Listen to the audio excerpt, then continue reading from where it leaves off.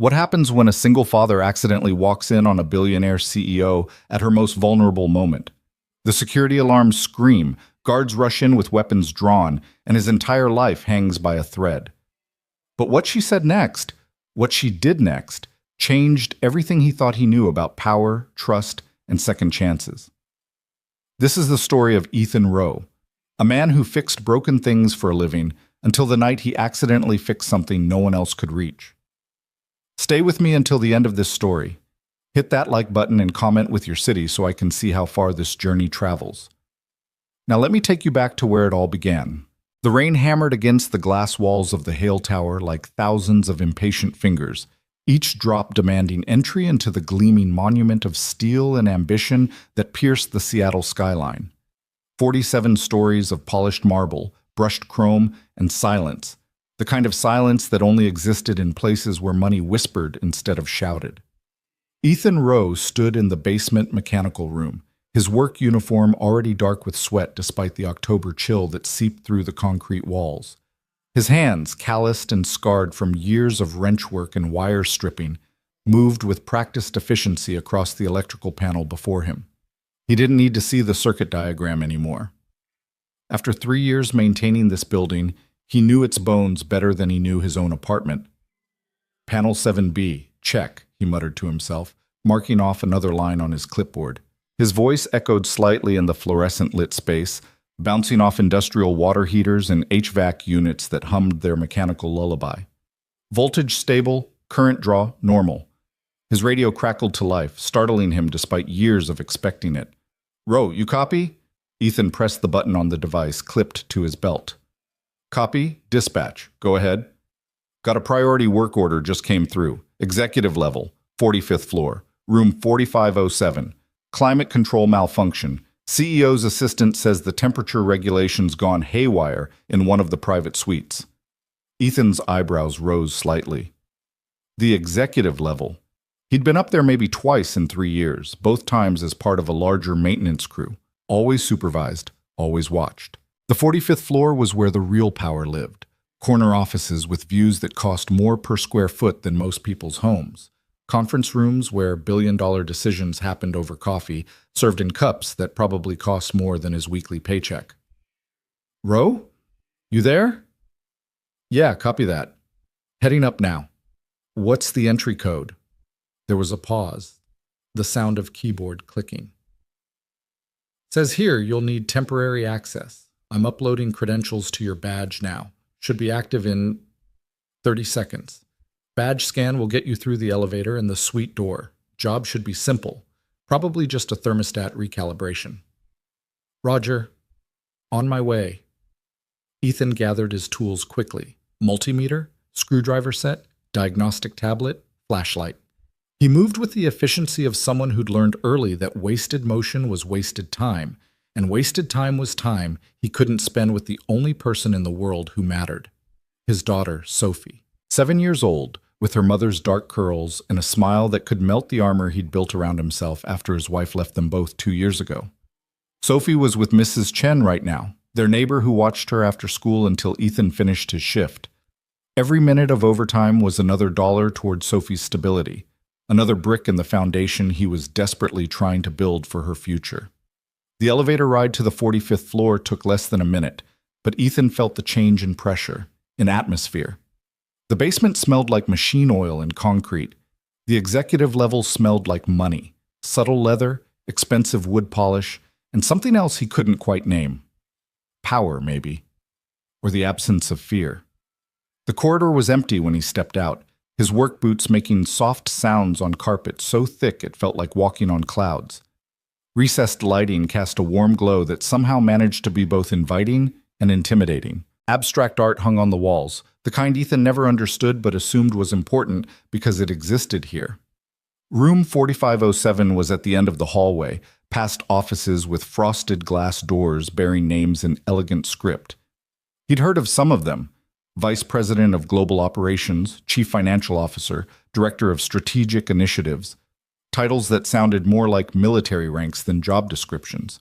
His badge beeped green when he pressed it against the reader. The lock clicked open with a sound that seemed too loud in the hushed corridor. Ethan pushed the door open carefully, announcing himself as he entered. Maintenance. Hear about the climate control issue. The space beyond was not what he expected. Instead of an office or conference room, he'd entered what appeared to be a private suite, a transitional space between the public corporate world and something more personal. To his left, a sitting area with leather furniture positioned around a low table. To his right, a kitchenette with appliances that looked like they'd never been used. Straight ahead, another door, partially open, light spilling through the gap. The thermostat was on the wall near the entrance, its digital display flickering erratically between 58 and 79 degrees. Ethan approached it, setting down his toolbox with a soft thud. The unit was a high-end model, probably cost more than his monthly rent. He pulled out his diagnostic tablet and began the connection sequence. That's when he heard it. A sound from the room beyond the partially open door, soft, barely audible over the building's ambient hum. Movement. The rustle of fabric. Ethan's hand froze over his tablet. His mind raced through protocols.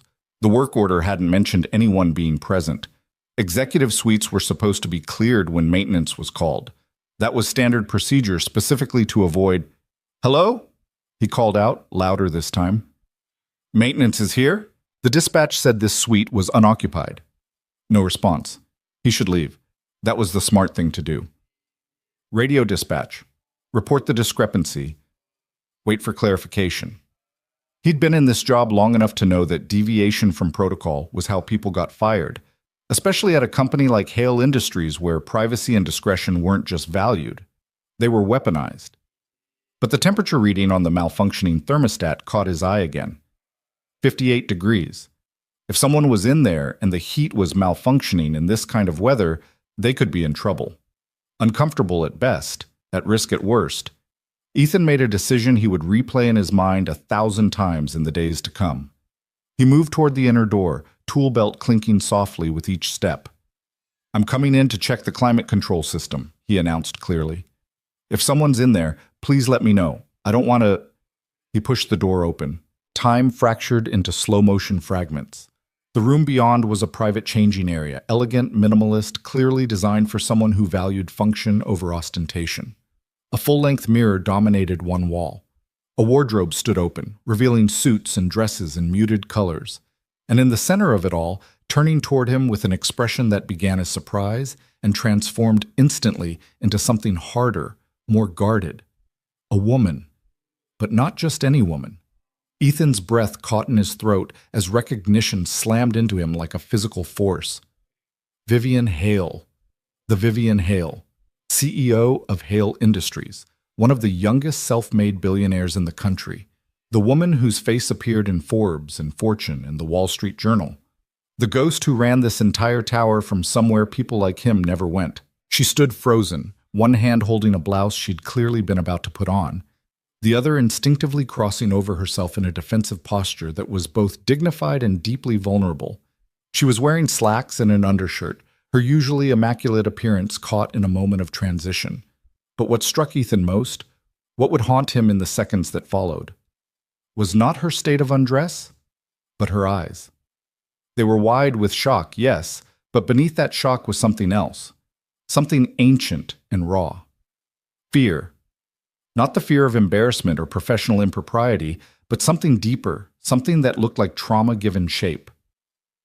"I'm sorry," Ethan said immediately, his hands rising in a gesture of surrender, his words tumbling over themselves. "I'm so sorry. The dispatch said the suite was empty. There was a climate control malfunction. I announced myself twice. I didn't know anyone was..." "Get out." Her voice was low, controlled, but Ethan could hear the tremor beneath it. "Get out right now."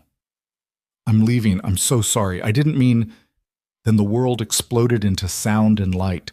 Alarms shrieked from every direction, high-pitched, urgent, designed to disorient and intimidate.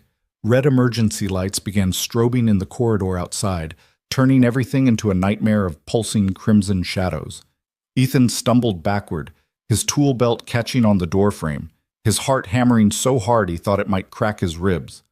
What's happening?" he shouted over the cacophony. But Vivian Hale wasn't looking at him anymore. Her gaze had fixed on something over his shoulder, and the fear in her eyes had transformed into something else. Resignation mixed with exhaustion, as if this was a play she'd performed before and hated the script. Ethan turned. 4 security guards filled the doorway to the suite, their postures aggressive, hands hovering near the weapons on their belts. The lead guard, a man built like a concrete wall with a jaw that looked like it had been carved from granite, pointed directly at Ethan. "Step away from Ms. Hale immediately. Hands where I can see them." "I'm maintenance." Ethan's voice came out higher than he intended, panic clawing at his throat. "I'm just here to fix the thermostat. Check the work order." "Hands up, now," Ethan complied, his arms shooting up so fast his tool belt jingled. His diagnostic tablet clattered to the floor, the screen cracking as it hit the marble. "Please, there's been a mistake. I was sent here by dispatch. I have authorization." The lead guard moved forward with frightening speed, his hand closing around Ethan's arm like a vice. "You're going to come with us very quietly, or this gets much worse for you." "Wait." Ethan tried to turn back toward Vivian, to appeal to her, to make her understand that this was all a terrible misunderstanding. "Ms. Hale, please, tell them—" But when his eyes found her again, she had stepped back into the shadows of the changing room, the blouse now held in front of her like a shield. Her face was unreadable, shut down, transformed into the mask of the CEO who negotiated billion-dollar deals and fired entire divisions without blinking. She said nothing. "Let's go," the guard growled, pulling Ethan toward the door. "My tools!"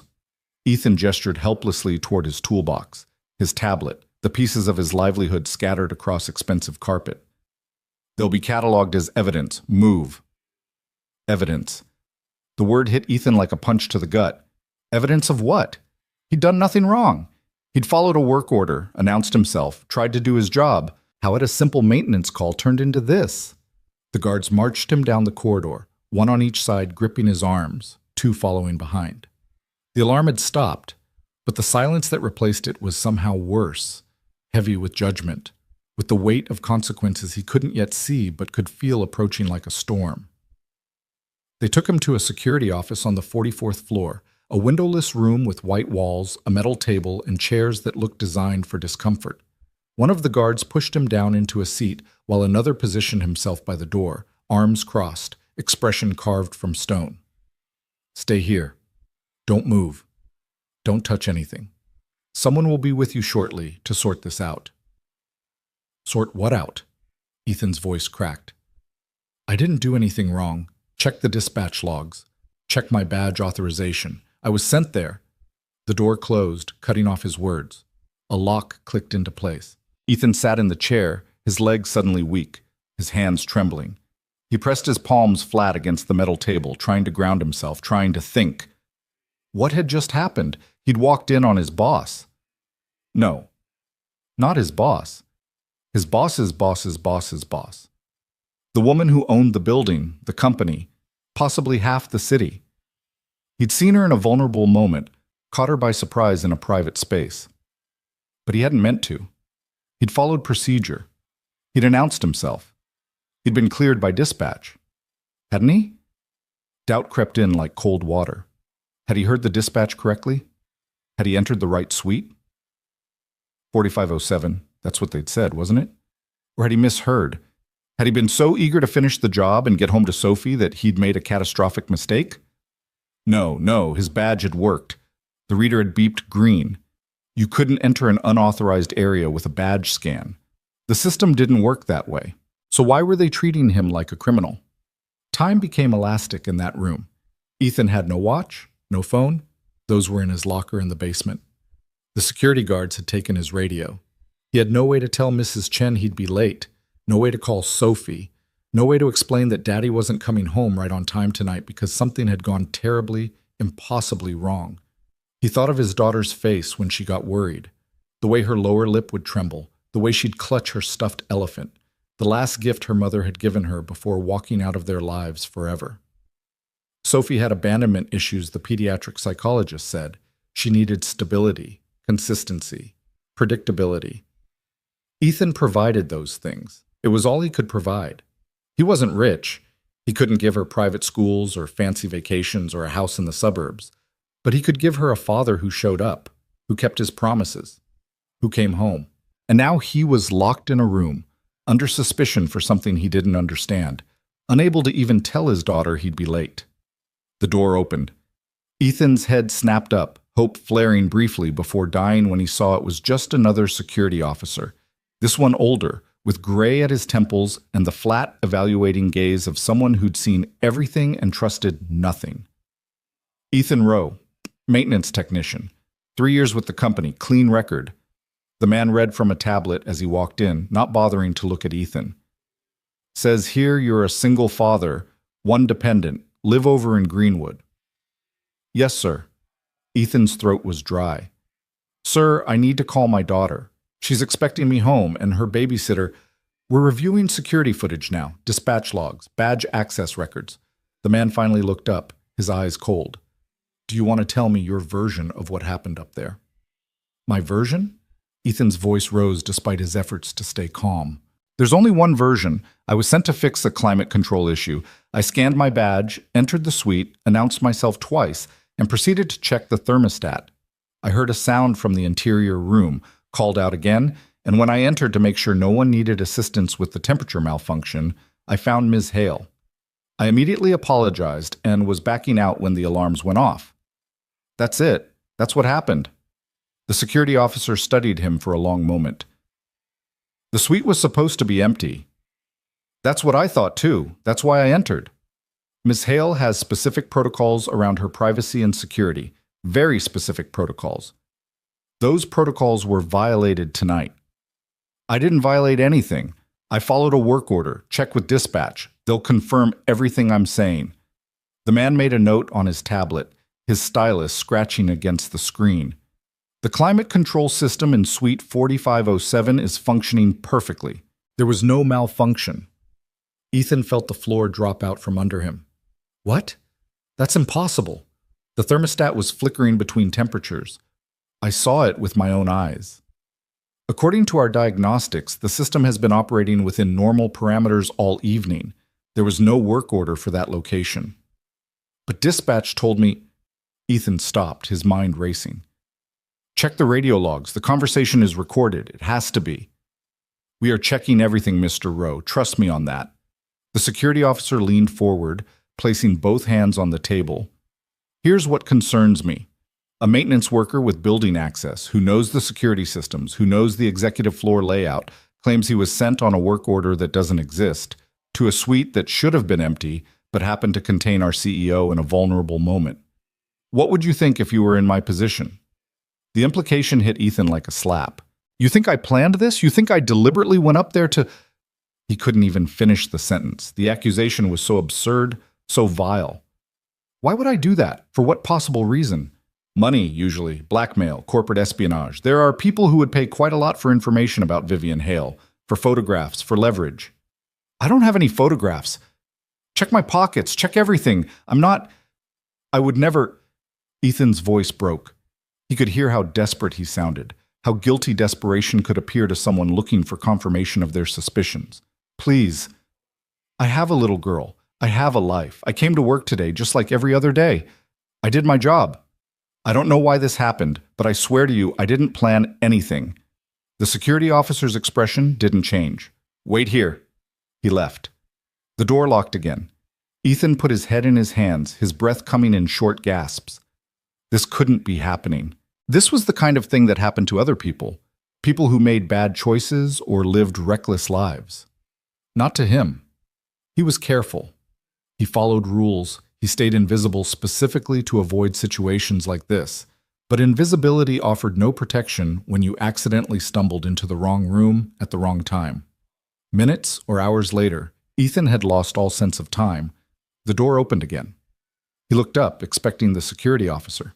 Instead, a woman in an expensive suit entered, carrying a slim leather portfolio. She had the kind of polished appearance that spoke of corner offices and six-figure salaries, her dark hair pulled back in a style that was both professional and severe. Mr. Rowe, I'm Elizabeth Hale, General Counsel for Hale Industries. I need to ask you some questions. A lawyer. They'd sent a lawyer. Ethan's stomach dropped. I should probably have a lawyer too then. That is absolutely your right. However, I'm not here in an adversarial capacity at the moment. I'm simply trying to establish the facts of what occurred tonight. You're not under arrest, you're not being charged with anything, but we do need to understand what happened. Ethan searched her face for clues about his fate. She was giving nothing away, her expression neutral, professional. The security officer said there was no work order, but I swear, dispatch called me. They gave me the suite number, the access code, everything. Elizabeth opened her portfolio and pulled out a single sheet of paper. This is a transcript of all radio communications from the dispatch station this evening. Your name appears 3 times. None of those communications involve Suite 4507 or the executive level. She slid the paper across the table. Ethan stared at it, his eyes scanning the lines of text, searching for the conversation he knew had happened. But she was right. There was nothing. The last entry with his name was from an hour earlier, confirming completion of the basement electrical inspection. That's impossible, he whispered. I remember the conversation. I remember every word. Do you use any medications, Mr. Rowe? Anything that might affect memory or perception? No, I'm not. I didn't imagine this. Someone called me on that radio. Someone gave me that work order. Elizabeth made a note. Your badge access shows you entered the executive level elevator at 6:47 p.m. You were granted temporary access credentials at 6:45 p.m. Those credentials were uploaded to your badge from a terminal in the security office. Hope flared in Ethan's chest. See? That proves someone authorized me to go up there. It proves someone with access to the security system uploaded credentials to your badge. What it doesn't prove is who or why. Elizabeth's gaze sharpened. Mr. Rowe, do you have any enemies in this company? Anyone who might want to cause problems for you? Enemies? No. I barely know anyone outside my department. I keep to myself, do my work, go home. That's it. What about Ms. Hale? Have you had any previous interactions with her? Any reason to seek her attention or wish her harm? I've never even seen her before tonight. Ethan's voice rose. I mean, I've seen her picture in the company newsletter, but that's it. I don't travel in the same world as people like her. Why would I? Elizabeth studied him for a long moment, her eyes calculating. Then she closed her portfolio with a soft snap. Here's the situation, Mr. Rowe. Someone orchestrated what happened tonight. Someone with knowledge of security protocols, access to the badge system, and the technical ability to spoof radio communications. That someone created a scenario that placed you in Suite 4507 at the exact moment Ms. Hale was there. The question is whether that someone was you or whether you were used as an unwitting instrument. The words hung in the air like smoke. Ethan's mind reeled. Someone had done this deliberately? Someone had used him as a weapon against Vivian Hale? Who would do that, and why? That's what we need to determine. Elizabeth stood, smoothing her suit jacket. You're free to go for now, Mr. Rowe, but you're suspended from duty pending the outcome of our investigation. You'll surrender your badge and building access. You'll make yourself available for further questioning if needed, and you will not, under any circumstances, attempt to contact Ms. Hale or anyone on the executive floor. Do you understand? I'm suspended? But I didn't do anything wrong. You were present in a private suite without authorization, regardless of how you came to be there. That's a serious security breach. Until we establish definitively what happened, you cannot continue working in this building. I'm sorry, but this is non-negotiable. Ethan felt his world crumbling. The job paid his rent, Sophie's childcare, her health insurance. He had maybe 2 weeks of savings if he stretched every dollar until it screamed. How long will the investigation take?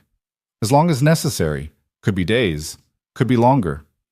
Elizabeth walked to the door, then paused. Something that might have been sympathy flickering across her professional mask. For what it's worth, Mr. Rowe, your record is spotless. You've never had so much as a minor policy violation in 3 years. That counts for something. But this situation is delicate, and we need to be absolutely certain about what happened before any decisions are made about your employment. She left. A different security guard appeared moments later to escort Ethan back to the basement level. They collected his personal belongings from his locker, his phone, wallet, jacket, the lunchbox Sophie had decorated with stickers. They took his badge, his radio, his keys to the maintenance rooms he'd accessed 1,000 times. They walked him out through the loading dock, avoiding the main lobby where his coworkers might see, where questions might be asked. The rain had intensified, turning the Seattle evening into a gray wall of water that soaked through Ethan's jacket in seconds. He stood on the loading dock, staring at the city lights that blurred through the downpour, and pulled out his phone. 7 missed calls from Mrs. Chen. 4 text messages from her. Sophie is asking about you. Is everything okay? Please call when you can. Sophie is very worried. His hands shook as he dialed. Mrs. Chen answered on the first ring. Ethan, oh, thank goodness. Sophie has been beside herself. What happened? I'm so sorry, Mrs. Chen. There was a situation at work and I couldn't call. I'm on my way home now. Is she okay? She's scared, Ethan. She thought, well, you know how she gets when routines change. I know. Can I talk to her? There was rustling, then Sophie's small voice, thick with tears. Daddy? The word broke something inside him. Ethan closed his eyes against the rain, against the sting of tears he hadn't earned the right to shed yet. Hey, baby girl. I'm so sorry I'm late. There was a problem at work, but it's all fixed now, and I'm coming home, okay? You promise? I promise, 20 minutes tops, and we'll have pizza for dinner, extra cheese, just how you like it. He could hear her breathing slowing, the panic receding. Okay, Daddy, but hurry. Fast as I can, sweetheart. I love you. Love you too. The line went dead. Ethan stood in the rain, suspended from the job that kept his daughter safe, accused of a crime he didn't commit, caught in something he didn't understand but could already feel tightening around him like a noose. And somewhere 45 floors above, in a tower he could no longer enter, Vivian Hale stood at her window watching the rain, her arms crossed over herself in that same defensive posture, her mind racing through possibilities and threats, and the bitter realization that her carefully constructed walls had been breached again. She had seen the confusion in the maintenance man's eyes, the genuine shock, the desperate apologies. She had also seen something else. The way security had responded with unusual speed, the way the alarms had been triggered so precisely, the way the whole incident felt orchestrated with a precision that spoke of intimate knowledge of her routines and vulnerabilities. Someone had used that man as a weapon against her, which meant someone inside her company knew too much. And whatever was coming next, Vivian knew with cold certainty this was only the beginning. The rain followed Ethan home like an accusation, drumming against the windshield of his aging Honda with a relentless rhythm that matched the panic still coursing through his veins. Traffic lights blurred into watercolor smears of red and green, and twice he almost missed his turn because his mind was somewhere else. Trapped in that moment when Vivian Hale's eyes had locked with his, fear and fury mingling into something he couldn't name but would never forget.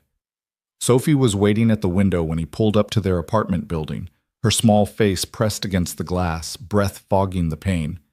The sight of her nearly undid him.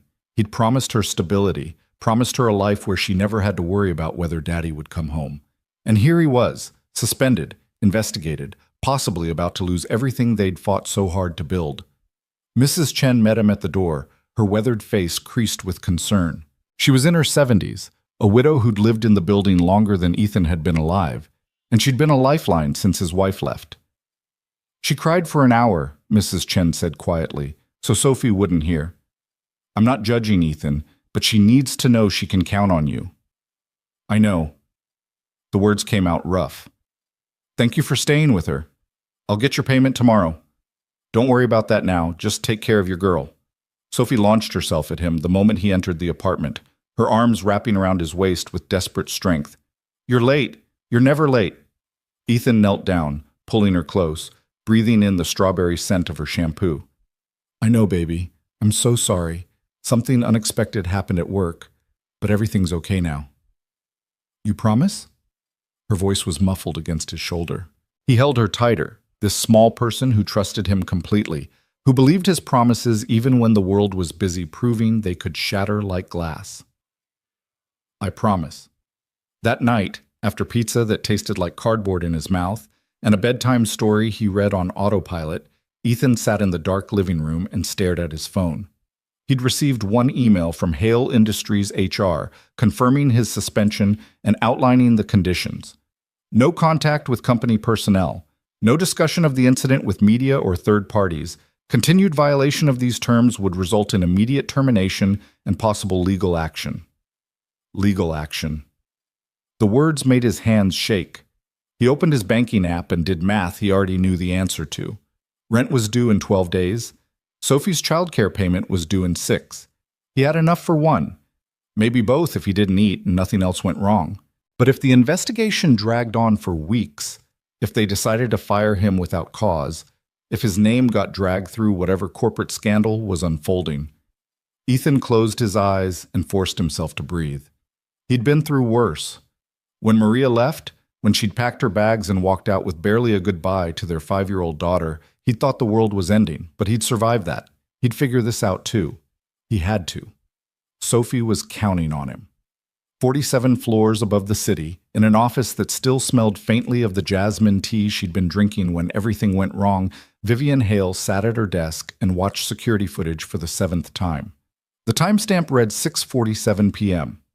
Camera angle. Executive corridor, 45th floor. Ethan Rowe emerged from the elevator, tool belt visible, posture uncertain. He walked slowly down the corridor, checking door numbers, clearly looking for suite 4507. When he found it, he paused. His lips moved, announcing himself, though there was no audio on this feed. He scanned his badge. The light turned green. He entered. Vivian paused the footage and pulled up a second screen. Badge access logs. Ethan Rowe's credentials had been modified at 6:45 p.m., granting temporary executive-level clearance. The modification had been made from a security terminal in the basement guard station, logged under the credentials of Marcus Webb, a night shift security officer. She pulled up a third screen. Radio dispatch logs. Nothing. No record of any communication with Ethan Rowe about Suite 4507 or climate control issues. Vivian sat back in her chair, fingers drumming against the armrest, mind moving through the puzzle with the same ruthless efficiency she'd applied to every problem since she'd clawed her way out of a childhood that still visited her in nightmares. Someone had orchestrated this. Someone with access, knowledge, and a reason to want her vulnerable. The question was why. Her intercom buzzed. "Ms. Hale? I know it's late, but Marcus Webb is here. Security brought him up as you requested."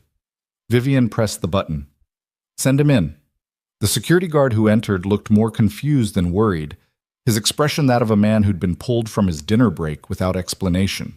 He was in his 50s, average build, with the kind of face you'd forget 5 minutes after meeting. "Ma'am? They said you wanted to see me?" "Sit down, Marcus." Vivian gestured to the chair across from her desk, noting the way he glanced around the office. Not nervous, just curious, like he'd never been up here before. "Do you know why you're here?" "No, ma'am. I mean, they mentioned something about badge access protocols, but I follow all procedures. I've never had a write-up in 8 years. According to our logs, at 6:45 p.m. tonight, you used your credentials to modify the badge access for an employee named Ethan Rowe. You granted him temporary clearance to the executive level. Do you remember doing that?" Marcus's eyebrows rose. "I absolutely did not do that, ma'am. I wasn't even at my station at that time. I was doing rounds on the parking levels. It's logged in my patrol schedule." Vivian already knew this. She'd checked. "Someone used your credentials, Marcus, your password, your security codes. Who else has access to those?" "No one. I mean, that's the whole point of security protocols, right? Each guard has unique credentials." He paused, thinking. "But anyone with admin access to the system could theoretically log in as any of us. IT support, senior security management, maybe some of the executive access people. Give me names." "It would be Paul Chen and Samantha Rodriguez. They run the overnight systems monitoring. Senior security is Chief Davidson and Deputy Chief Martinez. Executive access..." He trailed off, uncertainty flickering across his face. "Say it." "Your brother, ma'am. James Hale. He has master override credentials for all building systems." The name hung in the air like poison gas. Vivian's expression didn't change, but something in her eyes went very cold. "Thank you, Marcus. You can go. And I'd appreciate your discretion about this conversation." "Of course, ma'am." After he left, Vivian sat in the silence of her office and allowed herself one moment of weakness, pressing her palms against her eyes. breathing through the tightness in her chest that had nothing to do with physical pain and everything to do with old wounds that never quite healed. James. Of course it would come back to James, her younger brother by 3 years, charming where she was reserved, reckless where she was careful. He'd been given a position in the company because family loyalty demanded it, had been granted access and authority because their father had insisted on it before he died. And he'd resented Vivian for every day of her success, every board meeting where she outmaneuvered him, every decision that proved she was better at this than he would ever be. But would he go this far? Would he orchestrate something this cruel, this invasive, knowing what it would trigger in her? Yes, Vivian thought, with the bitter clarity of someone who'd learned not to underestimate malice disguised as family. Yes, he would. Her phone buzzed. Elizabeth Hale, the company's general counsel and Vivian's only real ally in the executive suite. I saw the badge logs, Elizabeth said without preamble. It's not looking good for the maintenance worker. The evidence suggests either he planned this or someone set him up. Either way, termination is the safest corporate response. No. There was a pause. Vivian, he was in your private suite while you were vulnerable. Protocol demands? Protocol demands we find out who actually did this, not scapegoat the first convenient target. Betty. Vivian's voice was sharp. Look at the pattern, Elizabeth. Perfect timing, sophisticated technical manipulation, knowledge of my schedule. This wasn't some maintenance worker trying to get photographs for a tabloid. This was someone who knows me, who knows this company, who knows exactly what buttons to push. You think it's internal. I know it's internal. And until we find out who and why, Ethan Rowe is the only connection we have to them. We need to keep him close, not cast him out. Elizabeth was quiet for a long moment.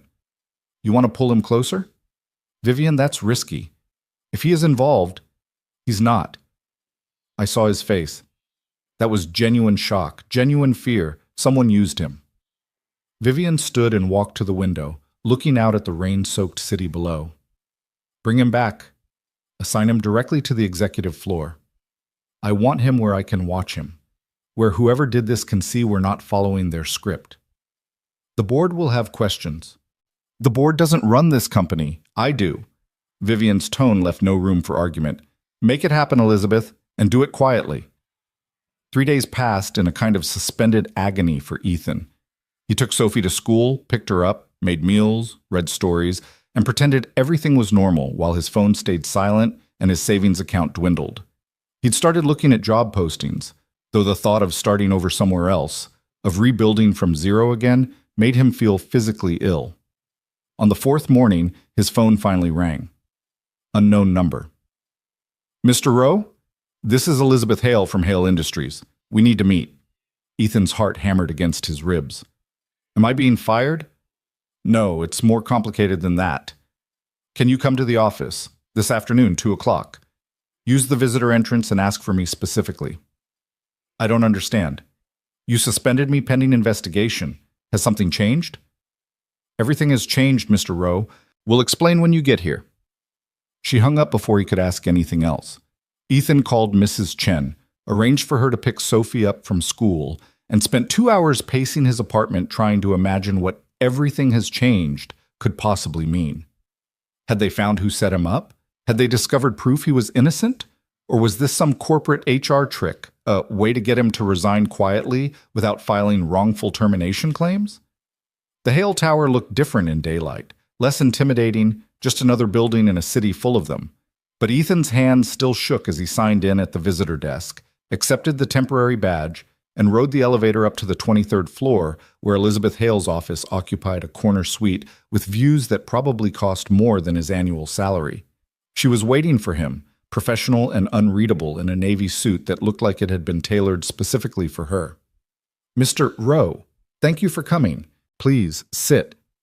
Ethan sat, gripping the arms of the leather chair like it might decide to eject him at any moment. You said everything changed. What does that mean? Elizabeth pulled a file from her desk and opened it, scanning the contents as she spoke. Our investigation uncovered evidence that you were set up. Someone with extensive knowledge of building systems and security protocols created a fake work order, modified your badge access, and timed everything to place you in Suite 4507 at a specific moment. You were used, Mr. Rowe. The question now is by whom and for what purpose? Relief and anger flooded through Ethan in equal measure. I told you I didn't do anything wrong. I told everyone. You did. And we believe you. However, this creates a new problem. Elizabeth closed the file and met his eyes directly. Someone in this company wanted to create a situation that would compromise Ms. Hale's privacy and security. Someone with resources and access. We need to find out who before they try again. What does that have to do with me? You know I'm innocent now. Give me my job back and I'll stay out of whatever corporate politics are happening up there. I'm afraid it's not that simple. Elizabeth leaned forward, her expression intent. You're the only direct connection we have to whoever orchestrated this. They used your credentials, your work schedule, your clearance, which means they might try to use you again, or they might try to eliminate you as a loose end. Either way, you're involved whether you want to be or not. The word sent ice down Ethan's spine. Eliminate? You're saying someone might try to hurt me. I'm saying we don't know what we're dealing with yet, and until we do, you're potentially at risk, which is why Ms. Hale has requested something unusual. Ethan waited, afraid to even guess what was coming. She wants you back on the executive floor, assigned directly to maintain the systems there, under close supervision. It's a promotion in title and pay, and it puts you in a position where we can keep you safe while we investigate. Ethan stared at her. You want me to work on the same floor where I supposedly committed a security breach? Where the incident happened? That doesn't make any sense. It makes perfect sense if you understand the strategy. Whoever did this expected you to be fired, discredited, maybe even prosecuted. By keeping you employed and elevating your position, we're sending a message that their plan failed. And if they try again, we'll be watching. You want to use me as bait. Elizabeth didn't deny it. We want to protect our CEO and find whoever is threatening her. You can help us do that. And in return, you get job security, a substantial raise, and the assurance that when this is over, your record will be completely clear. Any reference checks, any background inquiries, they'll see nothing but an exemplary employee who is trusted with sensitive responsibilities. Ethan's mind raced. A raise would solve his financial problems. Job security would let Sophie have the stability she needed. But working on the executive floor, potentially in proximity to Vivian Hale after what happened. Does she know about this plan? Ms. Hale, is she okay with having me there?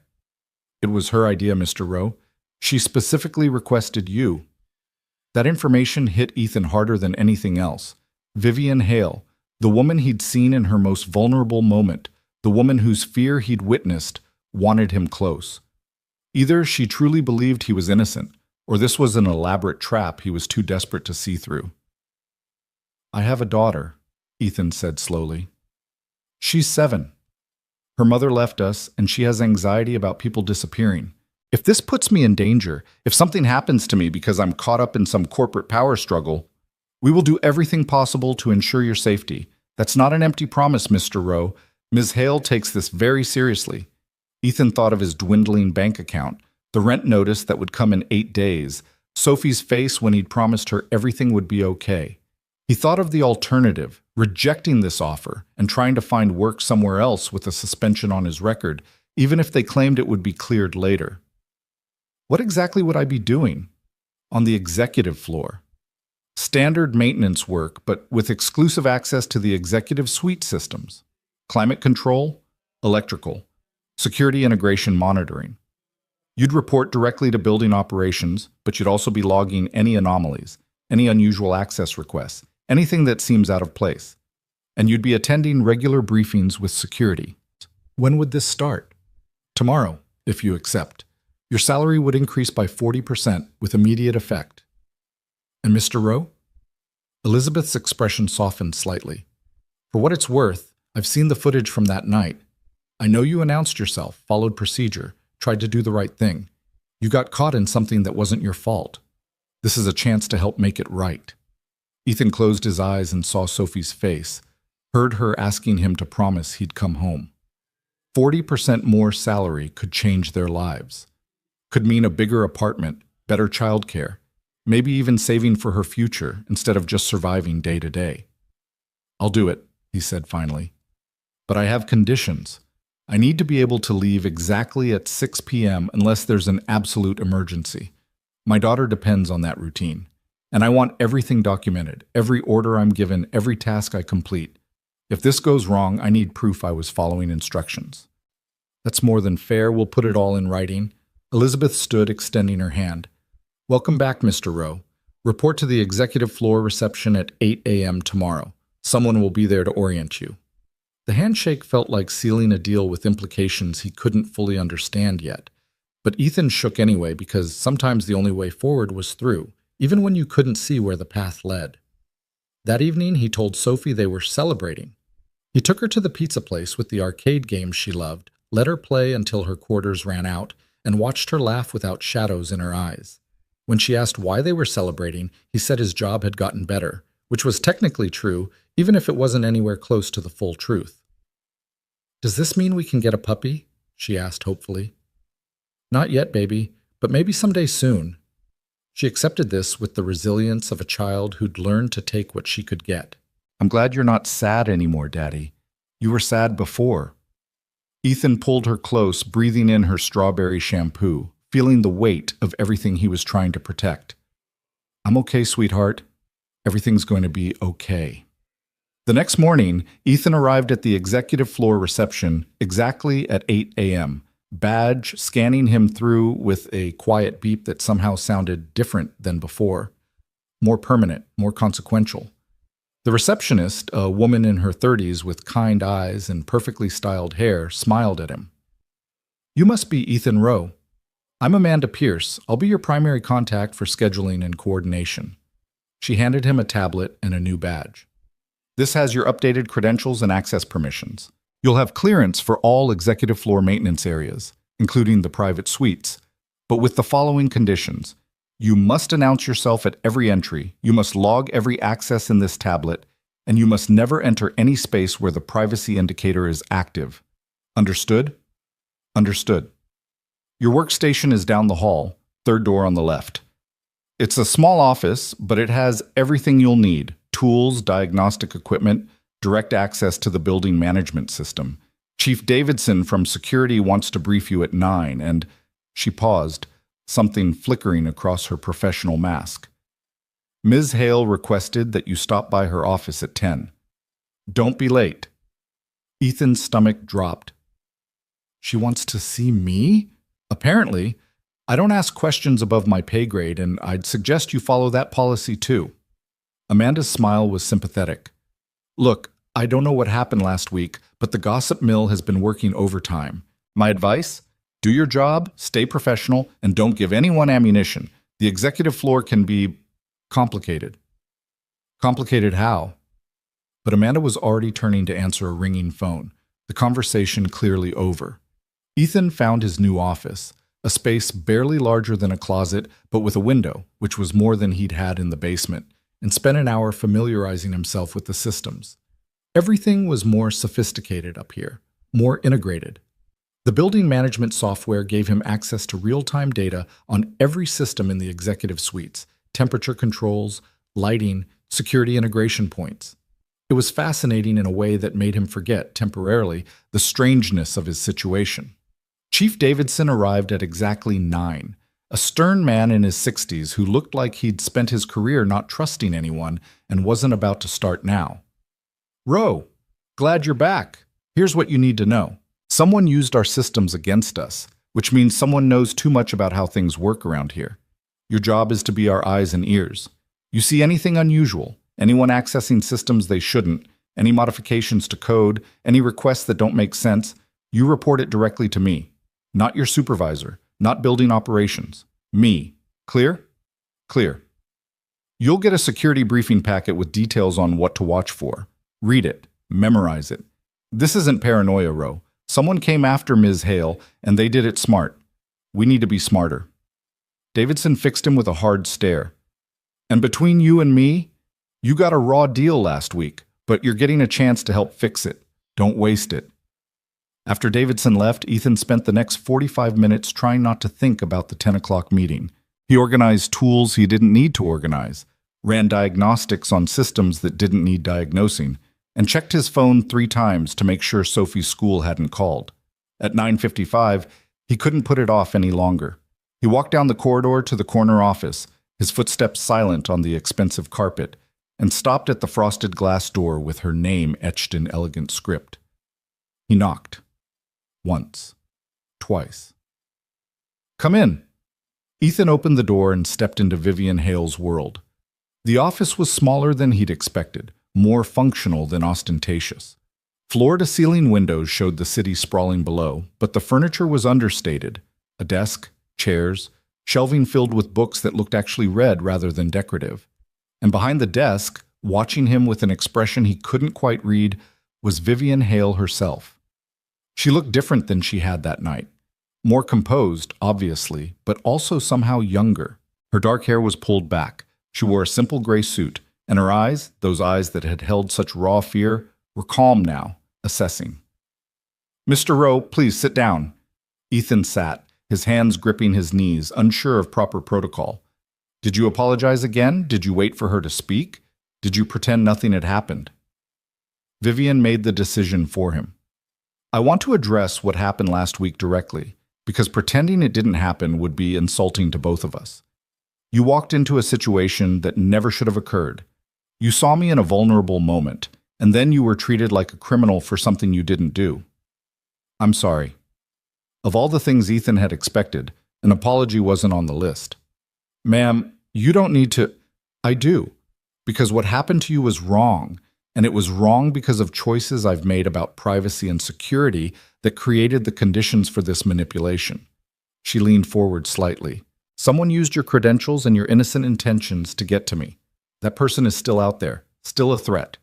I brought you back because I believe you can help us find them, but also because you deserve a chance to clear your name properly, not just on paper, but in reality." Ethan swallowed hard. "Elizabeth said this was your idea. The promotion, putting me on this floor. Why? Why risk having me close after what happened?" Vivian's expression flickered with something that might have been respect. "Because fear is a weapon, Mr. Rowe, and I refuse to let whoever did this use it against me. If I hide, if I treat you like a threat when you're clearly not, then they win. I won't give them that satisfaction." "But doesn't it bother you, having me here?"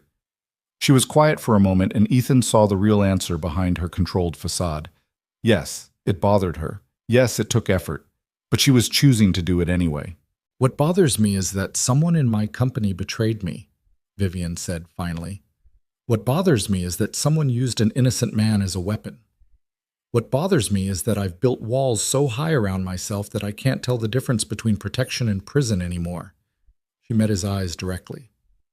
"You being here is uncomfortable, but uncomfortable doesn't mean wrong." Ethan felt something shift in his understanding of this woman. She wasn't just a billionaire CEO in an ivory tower. She was someone fighting battles he couldn't see, carrying weight he couldn't measure. "I'll do whatever I can to help," he said. "I have a daughter. I understand wanting to protect what matters." Something softened in Vivian's expression. "How old?" 7. Her name's Sophie. That's a good age. Still believes in magic, not yet cynical about the world. Most days. Other days she worries too much about things she shouldn't have to worry about. Ethan surprised himself by continuing. "Her mother left 2 years ago. Just walked out. Sophie's been anxious ever since. Needs routines, needs to know I'm coming home. That's why I have to leave at 6, no exceptions. I hope that's okay." "It's more than okay. Family comes first, Mr. Rowe. Always." Vivian stood, signaling the meeting was ending. "You'll be working closely with the executive floor team. If you notice anything unusual, anything at all, report it. And Mr. Rowe, thank you for helping me through the panic attack during the storm." Ethan stared at her, confused. There was no storm last week. The incident happened on a clear evening. Vivian's expression froze, then shifted into something carefully neutral. "Of course. My mistake. Mixing up events. That will be all." But Ethan saw the lie, saw the way she'd accidentally revealed something she hadn't meant to. There had been another incident, another moment of vulnerability, and she'd just told him more than she'd intended. He stood and walked to the door, then paused with his hand on the handle. "Miss Hale, for what it's worth, I hope we find whoever did this." Not just because it affected me, but because nobody deserves to feel unsafe in their own space. Thank you, Mr. Rowe. Ethan left, closing the door softly behind him, and Vivian stood alone in her office, looking out at the city she'd conquered while trying to convince herself that letting people close wasn't the same thing as letting them hurt her. But trust, she knew, was always a gamble, and this particular bet was only just beginning. The weeks that followed settled into a rhythm that felt almost normal, which should have been Ethan's first warning that something was building beneath the surface. He arrived each morning at 8, checked systems that ran flawlessly, documented maintenance that rarely needed doing, and tried to ignore the weight of eyes that followed him through the executive corridors. The other employees knew something had happened, even if they didn't know what, and their curiosity manifested in stolen glances and conversations that died when he entered rooms. Amanda Pierce became his unlikely ally, teaching him the unspoken rules of executive floor politics over coffee that cost more per cup than his old hourly wage. James Hale's office is 3 doors down from his sister's, she told him one morning, her voice low. He comes in late, leaves early, and spends most of his time on the phone with people who aren't company business. Don't make eye contact if you can help it. He's the kind who remembers slights. Ethan had seen James exactly once, a man in his early 30s with the kind of polished appearance that came from never having worried about money. He'd walked past Ethan in the corridor without acknowledgement, as if maintenance workers existed in a dimension he couldn't perceive, but there had been something in his expression when he'd glanced at his sister's office door, something bitter and calculating that made Ethan's instincts flare with warning. "Why does he work here if he clearly doesn't want to?" Ethan asked. Amanda's smile was sad. Family obligation. Their father built this company, wanted both his children involved. But only one of them had the talent for it, and it wasn't James. He's VP of Strategic Development, which is corporate speak for a title without real power. It eats at him. Enough to do something about it? You're asking the wrong person. I just schedule meetings and pretend I don't hear things. But her eyes said she'd heard plenty, and none of it was good. Ethan filed the information away and returned to his small office, where his tablet blinked with a new notification. Automated alert. Temperature fluctuation detected in conference room 4520. He grabbed his tools and headed down the corridor, muscle memory taking over as he entered the room and approached the thermostat panel. The room was empty, floor-to-ceiling windows showing gray October skies that promised rain. Ethan opened the panel and ran his diagnostic, finding the issue quickly, a loose connection in the sensor array, probably from the recent system updates. Simple fix, 5 minutes of work. He was closing the panel when the lights went out, not just in the conference room. Through the windows, he could see the entire tower go dark, 47 floors of steel and glass suddenly lifeless. Emergency lighting kicked in after 3 seconds, bathing everything in an eerie red glow that made shadows leap and twist. Ethan's radio crackled. "All personnel, we have a building-wide power failure. Generator backup is active on critical systems only. Remain in your current locations until further notice." He moved toward the door, intending to return to his office, when he heard it. A sound from the corridor, faint but unmistakable. Someone breathing hard, fast, the kind of breathing that came with panic. Ethan stepped into the hallway and followed the sound. It led him to a door marked Conference Room 4525, Private. The breathing was coming from inside, louder now, interspersed with small sounds that might have been words but weren't quite coherent. He knocked softly. "Hello? Are you okay in there?" No answer, just that desperate breathing and a thud like someone hitting a wall. Ethan tried the handle. Locked. His badge wouldn't work without power to the electronic systems, but the breathing was getting worse, hyperventilating now, and every instinct screamed that someone was in trouble. "I'm going to get help," he called through the door. "Just hold on." "No." The word was barely audible, choked. "Don't. Can't." Ethan recognized that voice. His stomach dropped. "Ms. Hale, is that you?" A sound that might have been a scent, might have been a sob.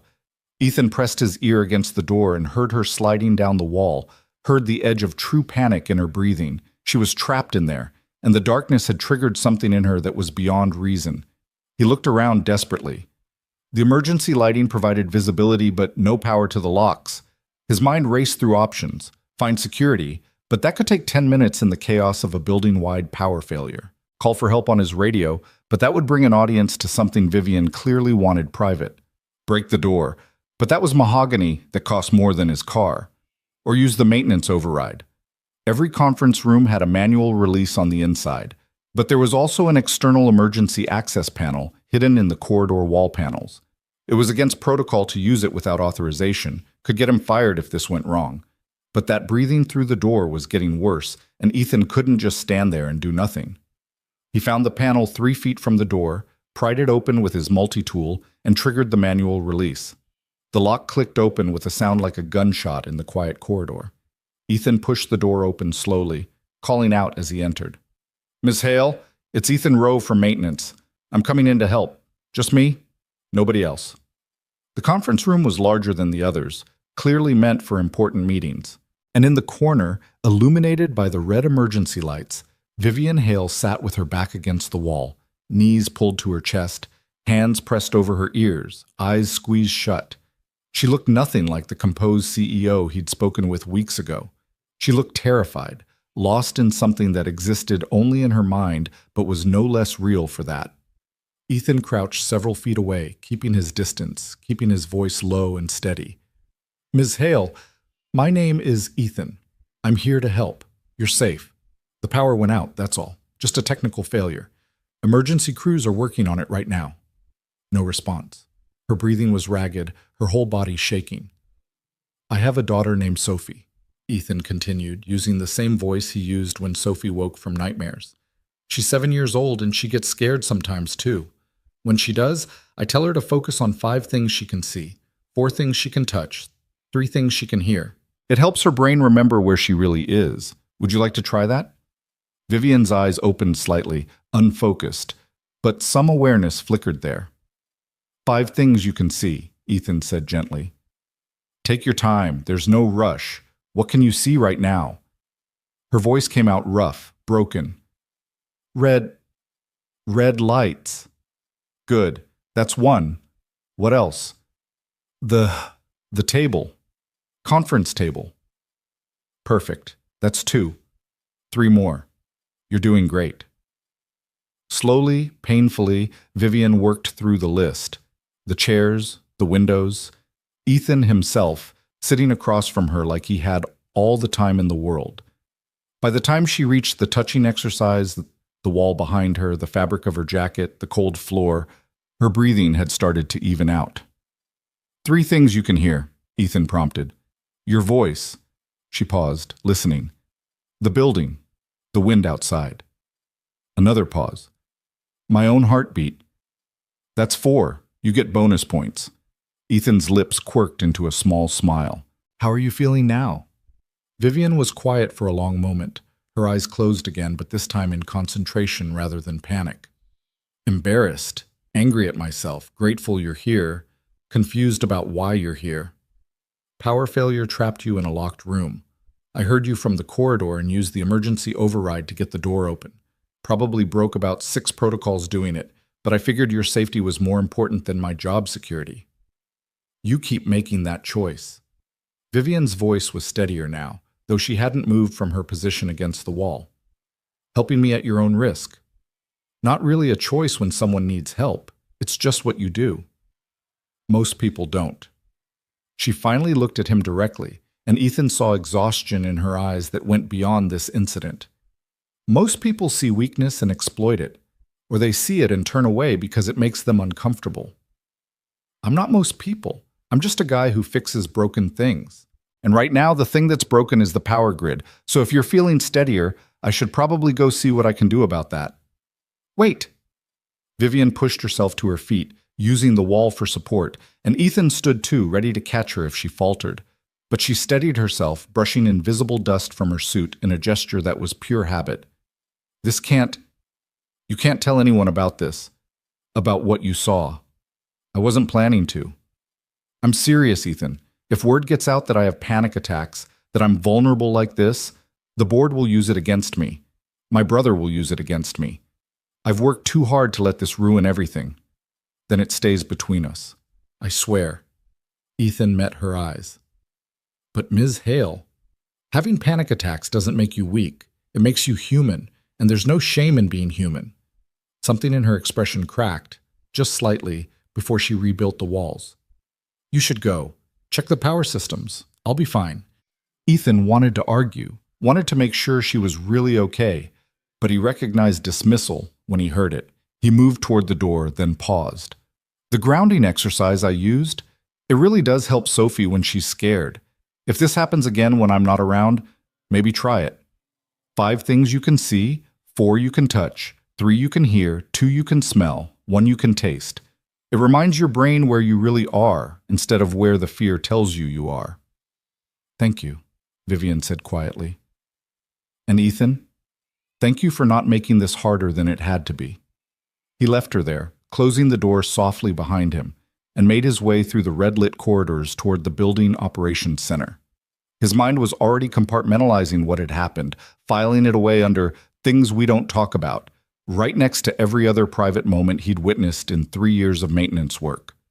People forgot that maintenance workers saw everything. They forgot that invisible people heard conversations, witnessed breakdowns, knew secrets. Ethan had learned early to develop selective blindness, to be present but not intrusive, helpful but not presumptuous. It was a survival skill in a world where knowing too much could get you fired faster than knowing too little. The power came back 20 minutes later, the building thrumming back to life with a sound like a giant taking breath. Emergency protocols were lifted, and staff returned to normal operations with the kind of efficiency that came from expensive disaster planning.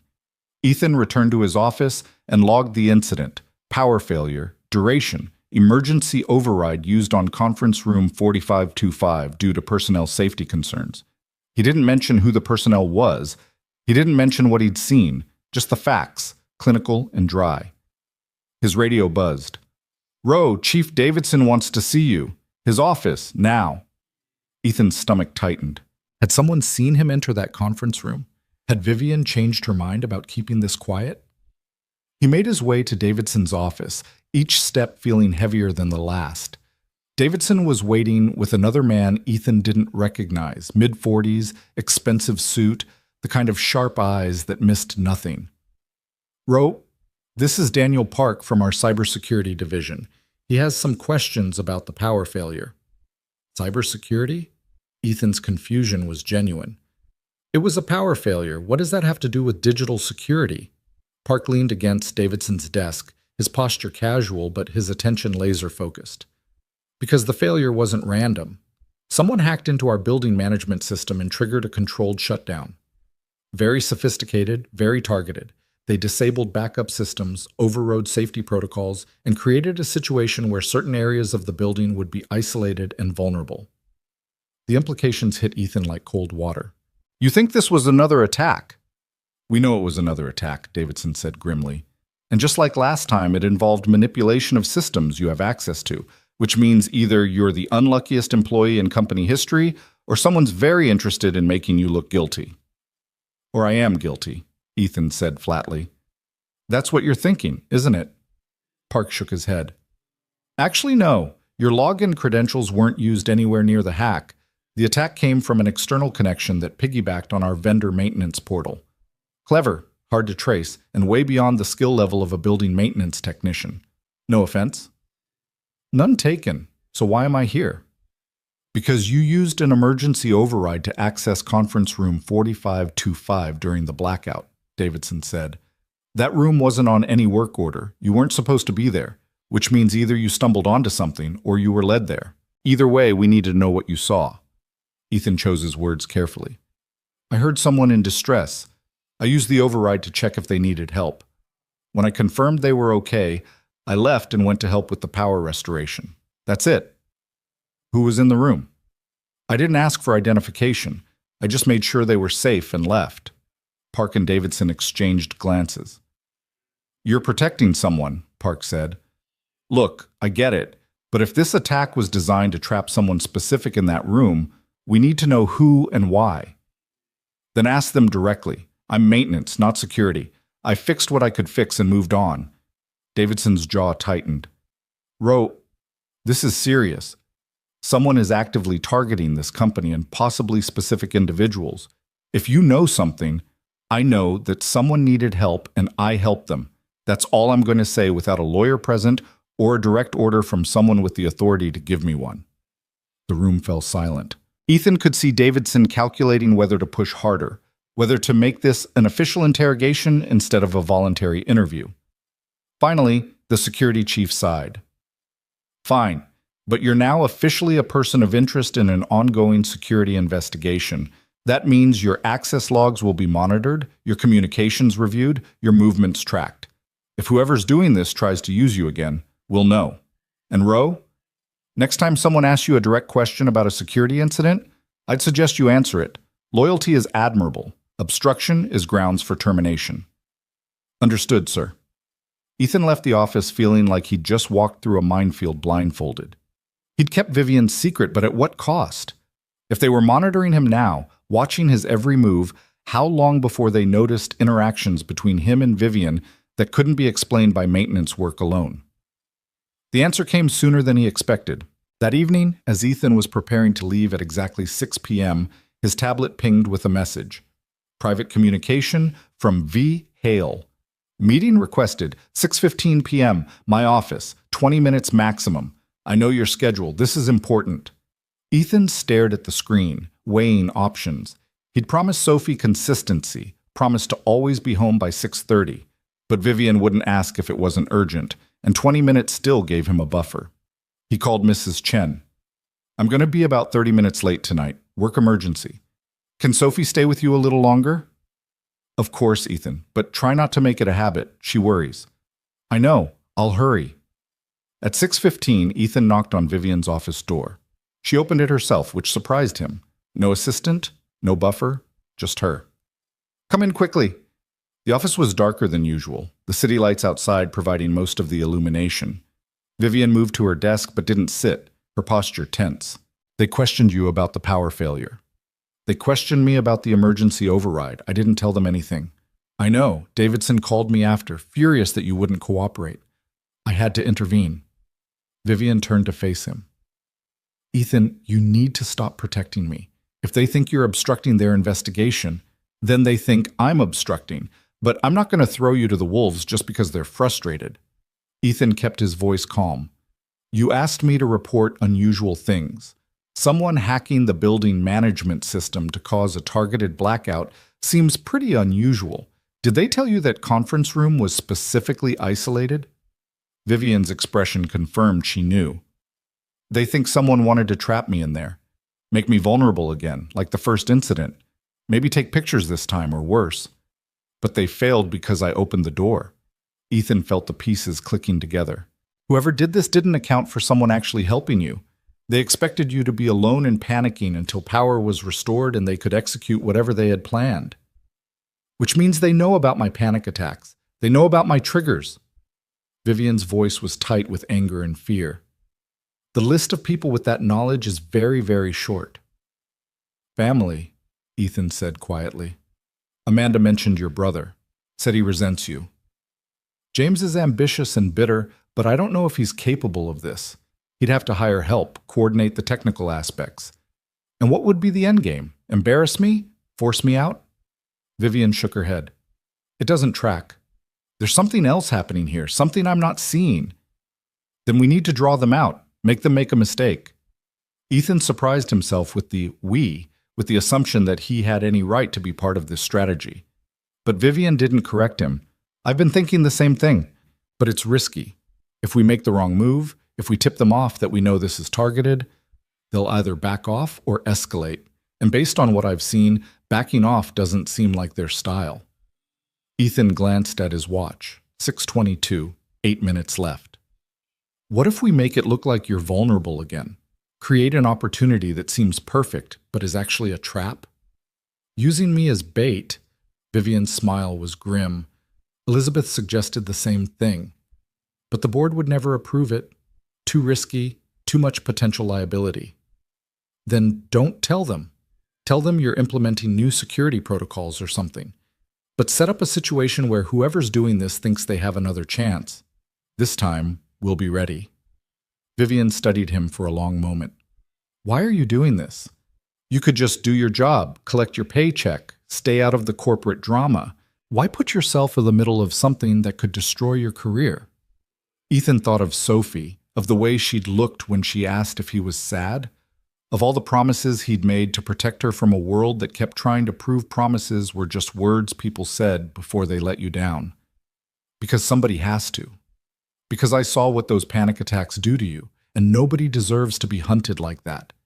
And because, he paused, surprised by his own honesty. Because you gave me a second chance when you didn't have to. The least I can do is help you survive long enough to not regret it. Something shifted in Vivian's expression, a crack in the armor that she quickly sealed. Your daughter is lucky to have you. I'm lucky to have her. She's the only thing that makes sense most days. Ethan checked his watch, 6:27. I need to go, but think about what I said. If you want to set up a trap, I'll help however I can. Be careful, Ethan. Whoever's doing this has already proven they're willing to use you. They won't hesitate to hurt you if you get in their way. Let them try. I've been through worse than corporate politics. He left before she could argue, jogging to the elevator and willing it to move faster. He reached his car at 6:33, texted Mrs. Chen that he was on his way, and drove through evening traffic with the kind of controlled urgency that came from knowing someone was counting on him. Sophie was waiting at Mrs. Chen's window again, her face lighting up when she saw him. You're late. I know, baby. I'm sorry. Work emergency. He knelt down to her level. But I'm here now. Pizza night? Can we get the one with the stuffed crust? We can get whatever you want. They drove to the pizza place, and Ethan let Sophie chatter about her day while his mind churned through implications and strategies. Someone was hunting Vivian Hale with precision and patience. Someone who knew her weaknesses, her schedule, her secrets. Someone close enough to hurt her and distant enough to stay hidden. And somehow, Ethan Rowe, a maintenance worker with a 7-year-old daughter and a life built on staying invisible, had become the one person standing between Vivian and whatever darkness was closing in. He looked at Sophie across the booth, sauce on her chin, joy in her eyes, and made a silent promise. Whatever happened next, whatever trap they set or danger they faced, he would make sure he came home. Every single night, no exceptions. Because Sophie needed him. And increasingly, though he barely understood how it had happened, Vivian Hale needed him too. The storm was coming. Ethan could feel it building, could sense the tension stretching toward a breaking point, and when it finally broke, when whoever was behind this made their next move, he would be ready. He had to be. Too many people were counting on him to be anything less. The rain started again as they left the restaurant, soft at first, then building to the same relentless drumming that had accompanied every turning point in this strange new chapter of his life. Sophie held his hand as they ran to the car, laughing at the water, innocent and trusting. Ethan held on tight and hoped that trust wasn't something he'd end up breaking after all. The plan came together over 3 days of careful choreography, each piece positioned with the precision of chess players who knew one wrong move could end the game. Vivian announced a late-night strategy meeting in conference room 4525, the same room where she'd been trapped during the blackout. The announcement went out through official channels, visible to anyone with access to the executive calendar system, which meant visible to whoever was watching. Ethan spent those 3 days installing what looked like routine security upgrades but were actually surveillance equipment hidden in smoke detectors, air vents, and the decorative molding that cost more than most people's cars. Daniel Park, from cybersecurity, worked with him, their conversations clipped and professional. Two people who didn't particularly like each other but respected competence when they saw it. If this goes wrong, Park said, as he calibrated a camera lens no bigger than a shirt button, if whoever we're trying to catch gets spooked or worse, if Ms. Hale gets hurt, this falls on both of us. You understand that? I understand that someone's been hunting her for weeks, and we're the only ones trying to actually stop it instead of just writing reports. Ethan secured the panel and tested the feed. Clear image, no distortion. How's the audio?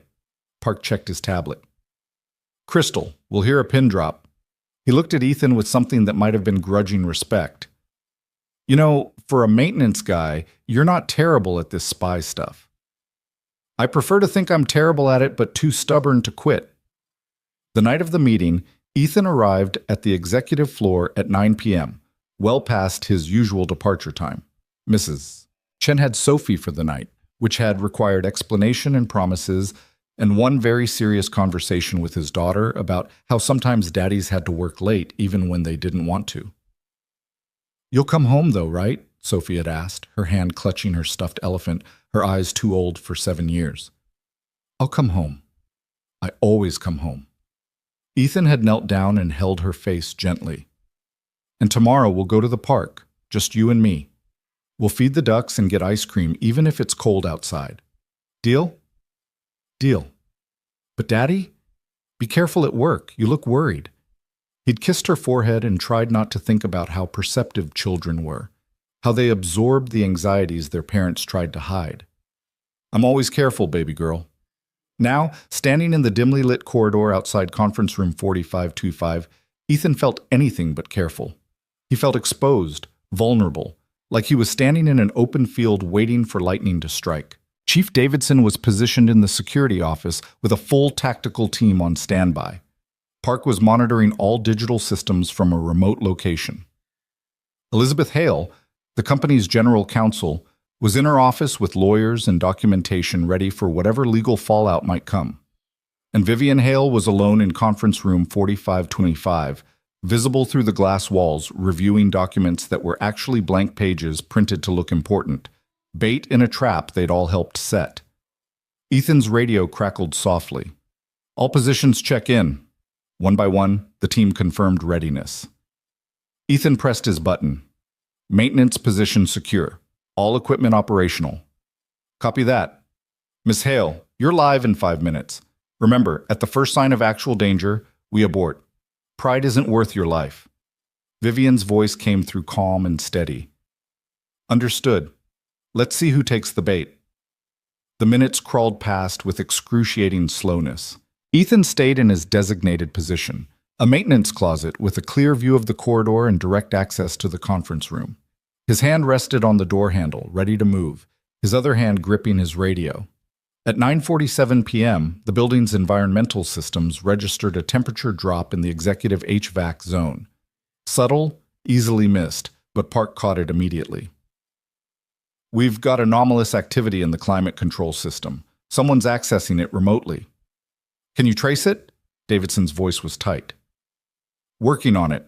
They're routing through multiple proxy servers. This is sophisticated." Ethan watched through the crack in his door as the lights in the corridor began to flicker. Not a full blackout like before, but a rhythmic dimming that created pools of shadow and uncertainty. He could see Vivian in the conference room, still seated, still apparently absorbed in her fake documents, but her posture had shifted slightly, coiled, ready. "Temperature in room 4525 dropping fast," Park reported. "Down to 62 degrees and falling. They're targeting her specifically." The tactical team leader's voice cut in. "Do we move?" "Not yet," Vivian said firmly. "Let them commit. We need to catch them in the act." Ethan's breath fogged in the suddenly cold air. The temperature was dropping everywhere now, not just in Vivian's room.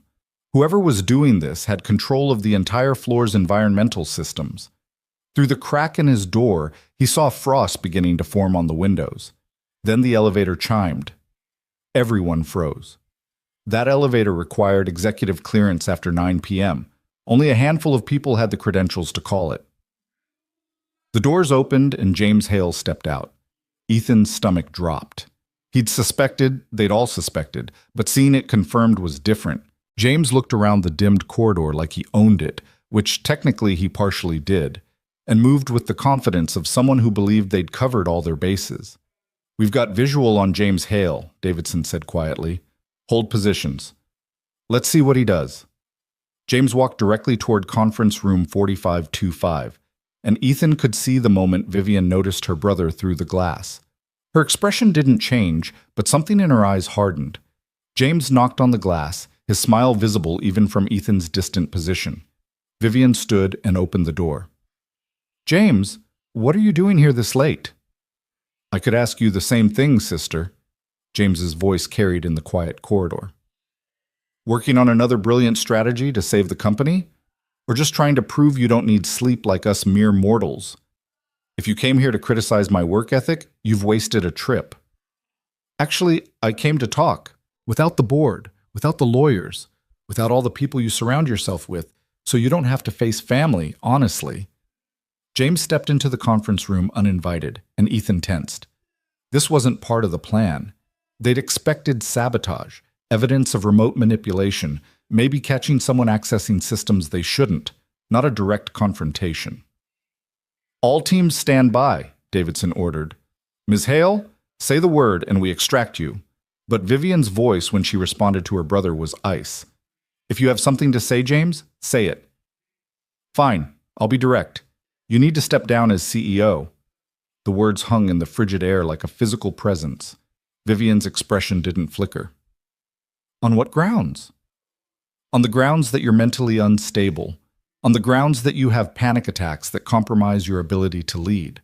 On the grounds that you're paranoid and isolated and driving this company into the ground with your control issues." James pulled out his phone and held it up. "I have documentation, witness statements, medical evaluations from doctors who've treated you for anxiety disorders." "You've been building a case against me." Vivian's voice was dangerously quiet. "For how long?" "Does it matter?" "The point is, I have enough to take to the board. Enough to force a competency hearing. You'll be removed, and someone who actually understands how to run a company without alienating everyone around them will take over." "Someone like you." "Someone like me," James agreed. "I'm not the villain here, Vivian. I'm trying to save the family legacy before you destroy it. Dad built this company for both of us, not just his favorite daughter." Ethan saw Vivian's hands clench at her sides, saw the effort it took for her to stay calm. "And the incidents? The maintenance worker you set up? The blackout that trapped me? All of it was to prove I'm unstable?" James's smile widened. "I don't know what you're talking about, though I did hear about some unfortunate security breaches. Must be stressful dealing with that on top of everything else. Anyone would crack under that kind of pressure." "He's admitting it," Parks said through the radio. "Not directly, but close enough. We've got everything on audio and video." "Not yet," Davidson said. "We need explicit confirmation." "Ms. Hale, can you push him?" Vivian took a step toward her brother, and Ethan saw something in her posture that made him move closer to his door, ready to intervene. "You hired someone to hack our systems. You manipulated an innocent man's credentials to make it look like he violated my privacy. You trapped me in a room during a blackout, knowing exactly what that would do to me. And you did all of it to gather evidence that I'm unfit to lead. Is that about right?" "You're paranoid, Vivian. You're seeing conspiracies where there are none." "That's exactly what I'm talking about. This kind of delusional thinking, it's dangerous for someone in your position." James moved closer to her, his voice taking on a false note of concern. "I'm worried about you. We all are. The board, the executive team, even your own security chief. Everyone can see you're struggling." "Everyone? Or just the people you've been manipulating?" Vivian's voice rose slightly. "How much did it cost to buy their loyalty, James? Or did you just promise them better positions once I was gone?" "I didn't have to promise anyone anything. They came to me because they're concerned, because they see what I see. A CEO who's becoming increasingly erratic, who trusts no one, who's more interested in control than actual leadership." James pulled out his phone again and started recording. "In fact, let's document this moment. Here you are, after hours, in an empty building, confronting me with wild accusations. This is exactly the kind of behavior that proves my point." That's when Ethan saw it. The window behind them, where frost had been forming in decorative patterns, cracked. Not shattered, just a single fracture spreading across the glass like a spider web. The temperature had dropped so low that thermal stress was compromising the structural integrity. "All teams, we have a safety issue," Ethan said into his radio. "The window integrity is compromised. We need to evacuate that room now." But before anyone could respond, James made his mistake. He reached into his jacket and pulled out a small device, holding it up with a triumphant expression. "You want to know how I did it? This little piece of technology gives me complete access to the building's environmental and security systems. Cost me 6 figures and 6 months of planning, but it was worth it.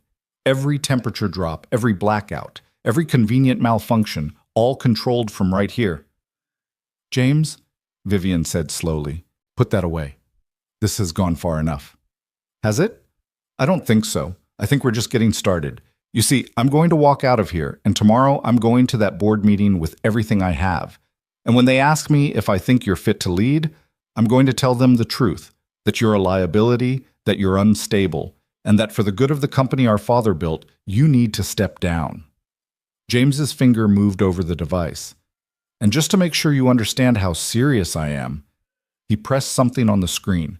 The remaining lights went out completely. The emergency lighting didn't activate, and through the darkness, Ethan heard the sound of locks engaging throughout the floor, the magnetic seals that were supposed to keep areas secure in case of emergency now trapping everyone in their current positions. "That's it," Davidson barked. "All teams move now. We're extracting Ms. Hale." But Ethan was already moving, shouldering through his door and sprinting down the corridor. He could hear James laughing in the darkness, hear Vivian's sharp intake of breath. The window behind them gave another ominous crack. "James, unlock the doors right now," Vivian demanded, her voice tight with the edge of panic creeping in. "People are trapped up here." "They'll be fine. Emergency services will get them out eventually, but you and we're going to stay right here and finish this conversation. Because I want you to really understand what it feels like to be powerless, sister. I want you to know that everything you've built, everything you've controlled so carefully, can be taken away in an instant." Ethan reached the conference room and threw himself against the door. Locked, the electronic system engaged by whatever James had triggered. Through the glass, he could see both Hales turning toward the sound, could see Vivian's face in the dim light from the city outside, could see the fear starting to override everything else. "Ms. Hale!" Ethan shouted. "Step away from the window!" James turned toward the voice, his expression shifting from triumph to confusion. "Who the hell are you?" "Maintenance, and I'm about to break your very expensive door." "The hell you are!" James moved toward the door, but Vivian grabbed his arm. "Let him in, James. Whatever point you're trying to make, you've made it. End this now." "I'm not ending anything until you agree to step down, until you admit that you're not capable of leading this company." James shook her off, his voice rising. "I'm tired of living in your shadow, tired of watching you get all the credit while I do all the actual work. Dad might have loved you more, but that doesn't mean you're better than me." The window gave one more crack, a sound like a gunshot in the quiet, and Ethan made his decision. He stepped back, raised his leg, and kicked the door as hard as he could. The glass was reinforced, designed to withstand impacts, but it wasn't designed to withstand a desperate man with everything to lose. The glass spiderwebbed but held.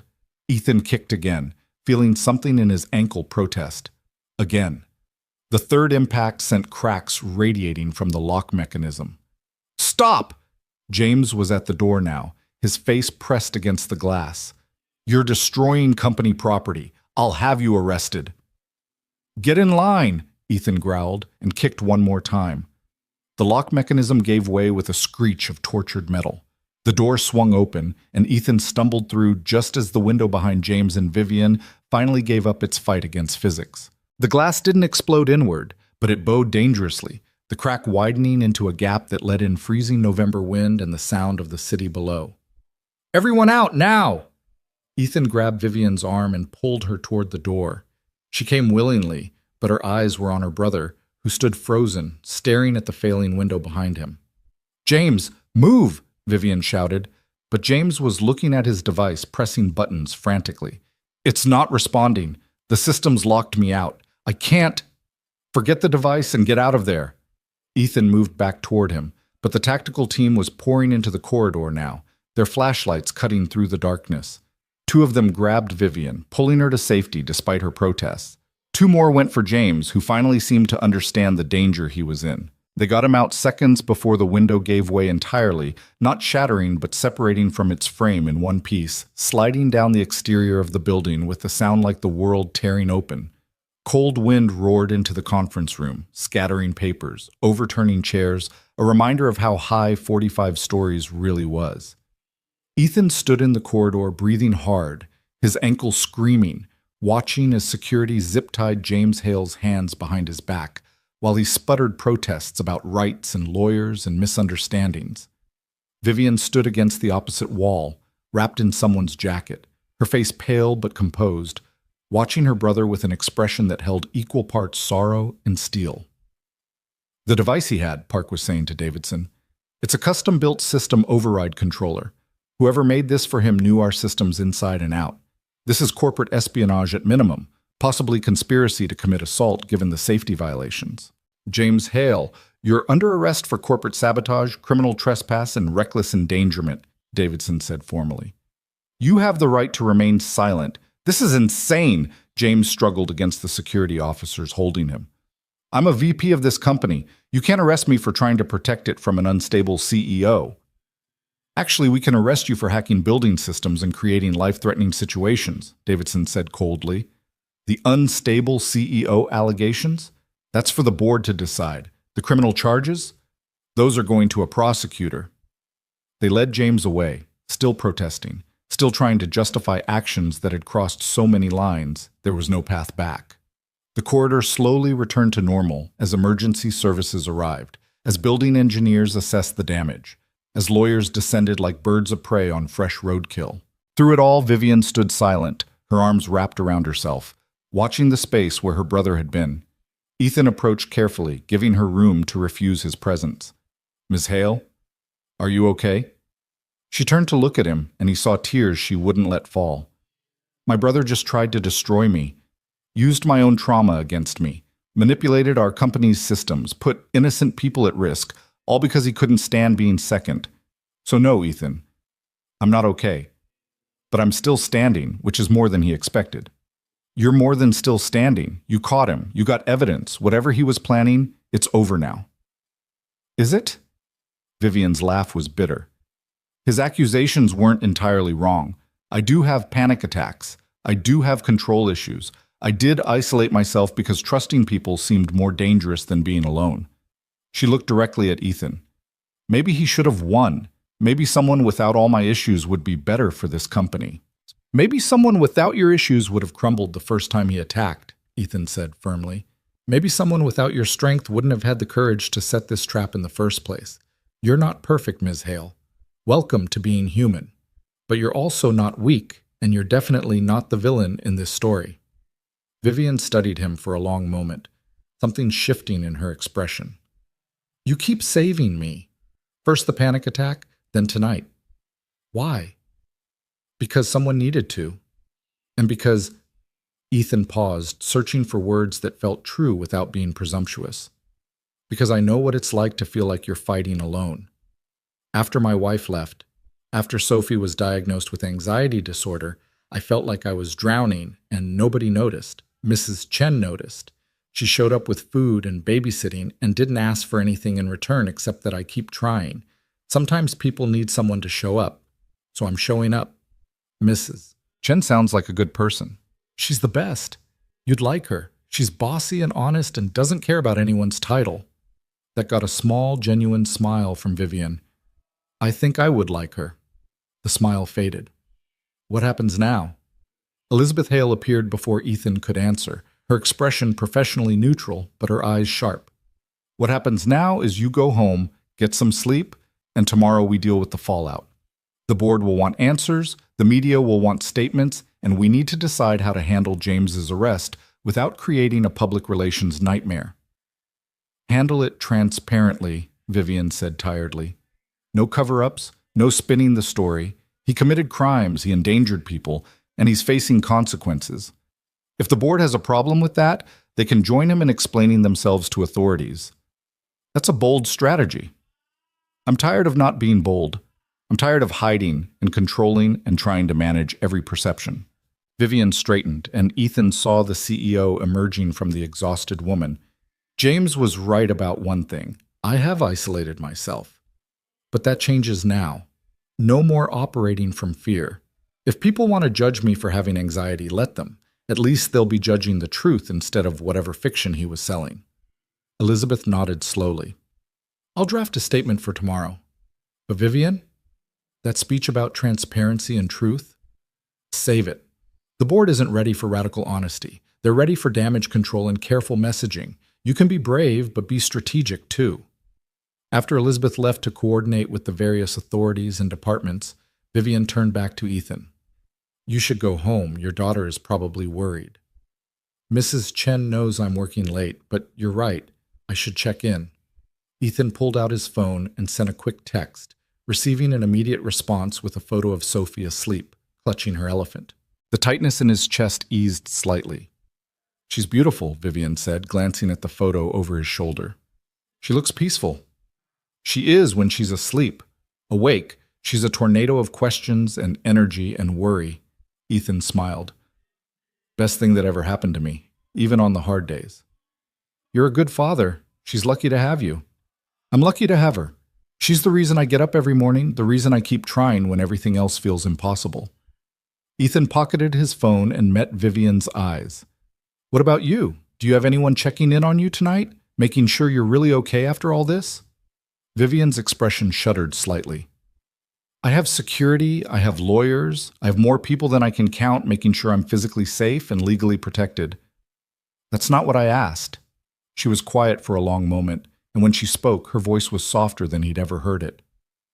"No, I don't have anyone checking in to make sure I'm okay. That's what happens when you build walls high enough. Eventually, nobody bothers trying to climb them anymore." Ethan made a decision that was probably foolish, almost certainly overstepped professional boundaries, but felt right anyway. "I'm checking in. And not as an employee or as part of some security protocol. As someone who knows what it's like to go through hell and pretend everything's fine." "Are you okay, Vivian?" The use of her first name, the directness of the question, seemed to crack something open in her. "No, I'm angry and hurt and relieved and exhausted all at once. My brother hated me enough to try to destroy me. My own family couldn't stand my success enough to let me have it without sabotage. And the worst part is, I keep wondering if he was right. If I am too broken to lead, too damaged to be trusted with responsibility." "He was wrong," Ethan said with absolute certainty. "Being wounded doesn't make you broken. Having anxiety doesn't make you unfit. Needing help doesn't make you weak. You know what makes someone unfit to lead? Being willing to hurt people to get what you want, which is exactly what James did, and exactly what you refused to do." Vivian's eyes glistened with unshed tears. "You barely know me. How can you be so sure?" "Because I've seen you at your worst and your best. I've seen you panicking in a locked room, and I've seen you walk into a trap to protect your company. I've seen you treat a maintenance worker with more respect than most people show their equals. Maybe I don't know your favorite color or how you take your coffee, but I know the things that matter. And what I know says you're exactly where you're supposed to be, doing exactly what you're meant to do." A single tear escaped down Vivian's cheek before she brushed it away impatiently. "Thank you. For tonight, for all of it. I know I keep saying that, but I don't know how else to express what you've done." "You don't have to express anything. Just don't let James's poison convince you to be less than you are. The world needs people who lead with strength and compassion. Don't let him take that from you." Vivian nodded, composing herself. "Go home to your daughter, Ethan, and tomorrow, take the day off. You've earned it, and Sophie deserves time with her father after he spent the night playing hero." "I'm not a hero. I'm just a guy who kicks in doors when necessary." "Then I'm glad you're the door-kicking type." Vivian extended her hand formally, and Ethan shook it, feeling the tremor in her grip that she was trying to hide. "Good night, Ethan, and thank you. Again." He left her there, surrounded by the organized chaos of an incident being processed and documented, and made his way to the elevator. His ankle throbbed, his body ached from adrenaline crash, and his mind kept replaying the moment when that window finally gave way, the sound of it sliding down the building like the end of something. But they'd survived. Vivian had survived. James was in custody, the threat was neutralized, and tomorrow the real work of healing and rebuilding would begin. Ethan drove home through streets that were finally quiet, the rain having moved on to terrorize some other city.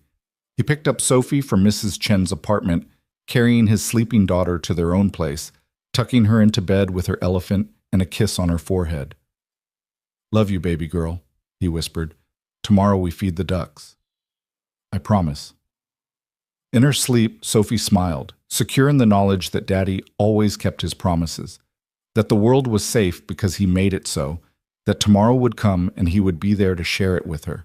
And in a tower across the city, in an office with one wall open to the November night, Vivian Hale stood alone and let herself feel everything she'd been holding back. The betrayal, the relief, the exhaustion, The strange warmth of knowing that someone had shown up when it mattered, not because they had to, but because they chose to.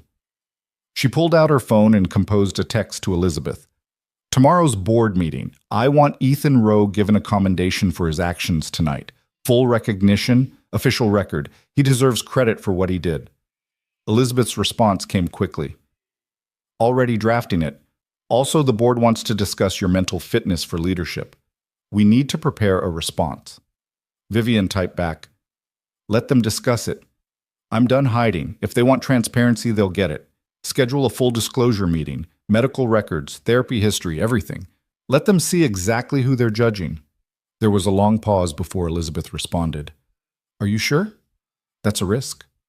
I'm sure. No more secrets, no more shame. James wanted to use my anxiety against me. Instead, I'm going to use it as proof that strength comes in many forms, including the strength to admit you need help and get it. Vivian sent the text and set down her phone, looking out at the city that never really slept, just pretended to rest while the real work happened in darkness. Tomorrow would bring challenges, questions, judgments. But tonight, she'd survived. And survival, she was learning, was sometimes the bravest thing you could do. Morning came too quickly, breaking through Ethan's curtains with the kind of insistent light that refused to acknowledge how little sleep he'd gotten.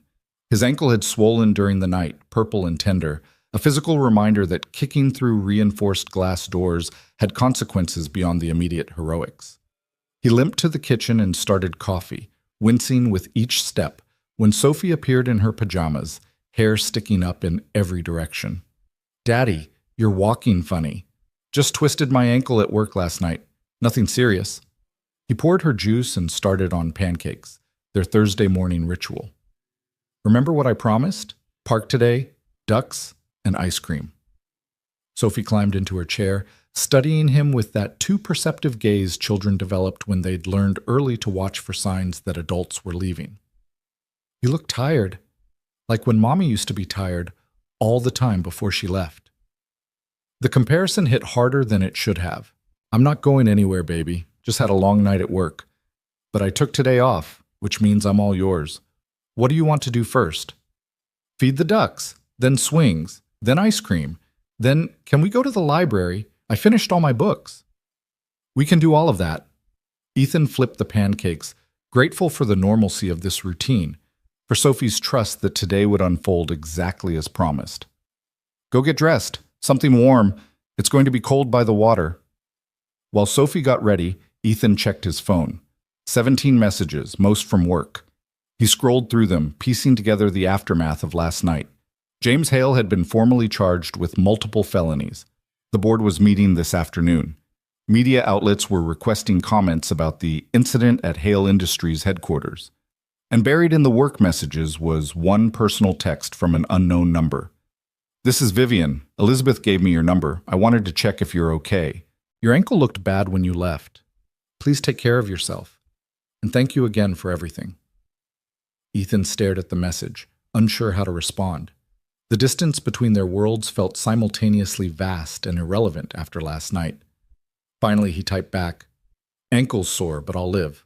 More importantly, how are you doing? Last night was a lot. The response came quickly.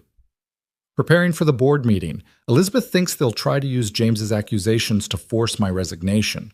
I'm planning to give them more honesty than they bargained for. Wish me luck. You don't need luck.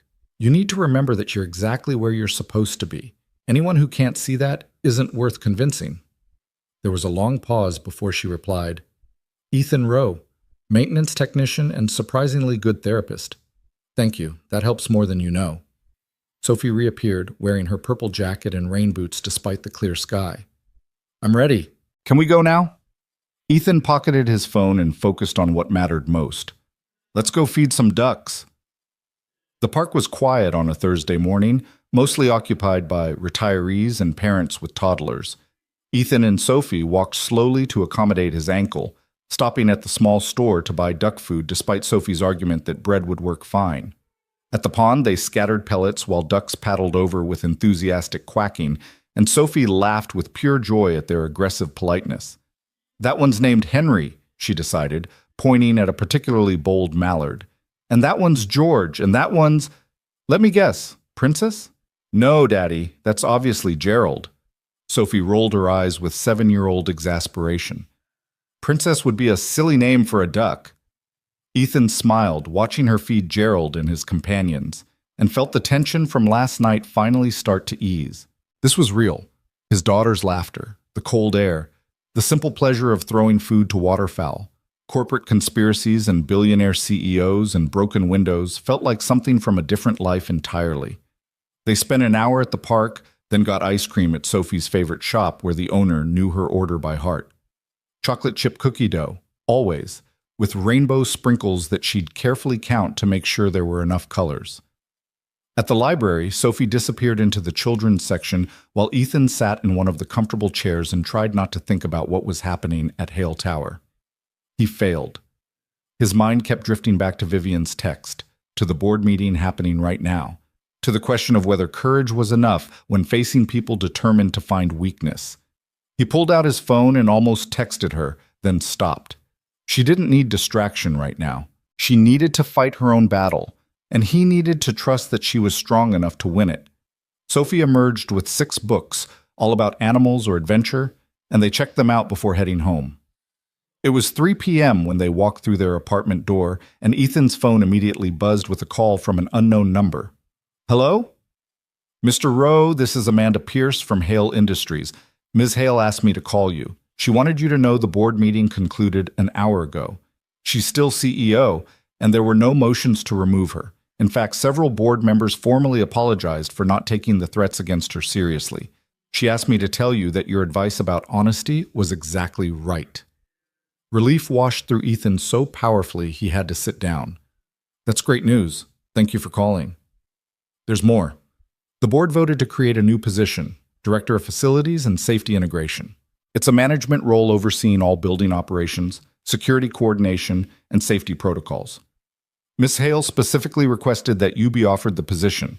The salary is substantially higher than your current rate, and it comes with full benefits, education assistance for dependents, and flexible scheduling to accommodate family needs.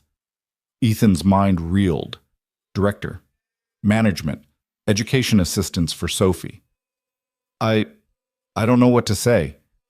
Say you'll think about it. Ms. Hale is hosting a small dinner tomorrow evening at 6:30, just a few people who helped with the situation. She'd like you to attend if you're available, and she'd like to discuss the position then. Can I tell her you'll be there? I'll need to arrange childcare. Bring your daughter. Ms. Hale was very clear that Sophie is welcome. She said something about it being time the tower felt more human, and children remind adults what actually matters. After Amanda hung up, Ethan sat in his living room trying to process the conversation. A director position. Management. The kind of job that could change everything for him and Sophie. Better apartment, savings, security. But it also meant more responsibility, more visibility, more entanglement with a world he'd spent 3 years staying invisible in. Daddy? Sophie climbed onto the couch next to him. Is something wrong? No, baby. Something's very right. My boss wants to give me a promotion. A big one. Does that mean we can get a puppy? Ethan laughed, pulling her close. Let's start with getting through tomorrow's dinner first. How do you feel about meeting my boss? She's very important and a little scary, but I think you'd like her. Is she nice? She's been through a lot, but yes, I think she's nice. She's also very smart and very strong. Sophie considered this seriously. Okay, but I'm wearing my princess dress. If she's important, I should look fancy too. The next day passed in a blur of nervous anticipation. Ethan cleaned their apartment even though they weren't hosting anything, pressed his only good shirt, and watched Sophie try on every possible combination of dress and accessories before settling on purple with sparkly shoes. At 6 p.m., they drove to the address Amanda had provided. Not Hale Tower, but a restaurant in a quiet neighborhood, the kind of place that didn't advertise because the people who needed to know about it already did. A valet took Ethan's aging Honda without judgment, and a hostess led them through an elegant dining room to a private area and back. The space was small and warmly lit, intimate in a way that felt intentional. Vivian stood near the window talking with Elizabeth Hale, but she turned when they entered, and her face lit up with a genuine smile. Ethan, I'm so glad you came. She approached, then crouched down to Sophie's level with natural grace. "And you must be Sophie. Your father has told me wonderful things about you. I love your dress." Sophie, rarely shy, studied Vivian with open curiosity. "Are you Daddy's boss?" "I am. Is he a good worker?" "He works too much sometimes, but he always keeps his promises." "That's very important, keeping promises." Vivian glanced up at Ethan. "He kept several promises to me recently, and I'm very grateful." Also present were Chief Davidson, looking uncomfortable in civilian clothes, Daniel Park, who nodded at Ethan with genuine respect, and Amanda Pierce, who helped Sophie find the perfect seat and immediately engaged her in conversation about favorite books. It was a small group, deliberately so, and Ethan realized this wasn't a corporate celebration. This was Vivian's way of thanking the people who'd stood with her when it mattered. Dinner was served family style, encouraging conversation that flowed naturally between lighthearted topics and occasional references to what they'd been through. Sophie charmed everyone with her observations about duck naming conventions, and her very strong opinions about whether pizza or tacos were the superior food. Watching his daughter interact with these people, watching Vivian laugh at Sophie's jokes and Elizabeth discuss library book recommendations, Ethan felt something shift in his understanding of what was possible.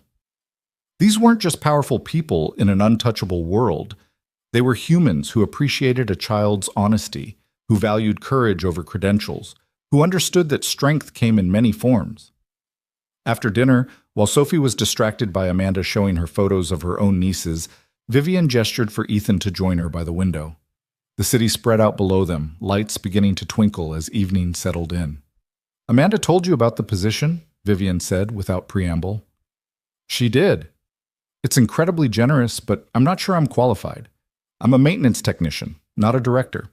You coordinated with security, implemented surveillance systems, analyzed building vulnerabilities, and maintained operational composure during a crisis situation. That sounds like director-level competency to me." Vivian turned to face him fully. "But more than that, you saw past the corporate hierarchy to what actually mattered: people's safety, truth over politics, courage over convenience. Those are the qualities I need in someone overseeing critical operations." "What about the board? They might not appreciate promoting the maintenance guy who got caught up in their CEO's family drama." "The board voted unanimously to create this position and approved you specifically for it. After I explained what really happened, after they saw the evidence of James's sabotage and your role in resolving it, they understood that titles matter less than character." Vivian's expression softened. "And honestly, after I spent 2 hours being completely transparent about my anxiety, my therapy, my triggers, and my commitment to leading this company anyway, they were in no position to question unconventional choices." "You really told them everything?" "Everything. Elizabeth nearly had a heart attack, but I meant what I said about no more hiding.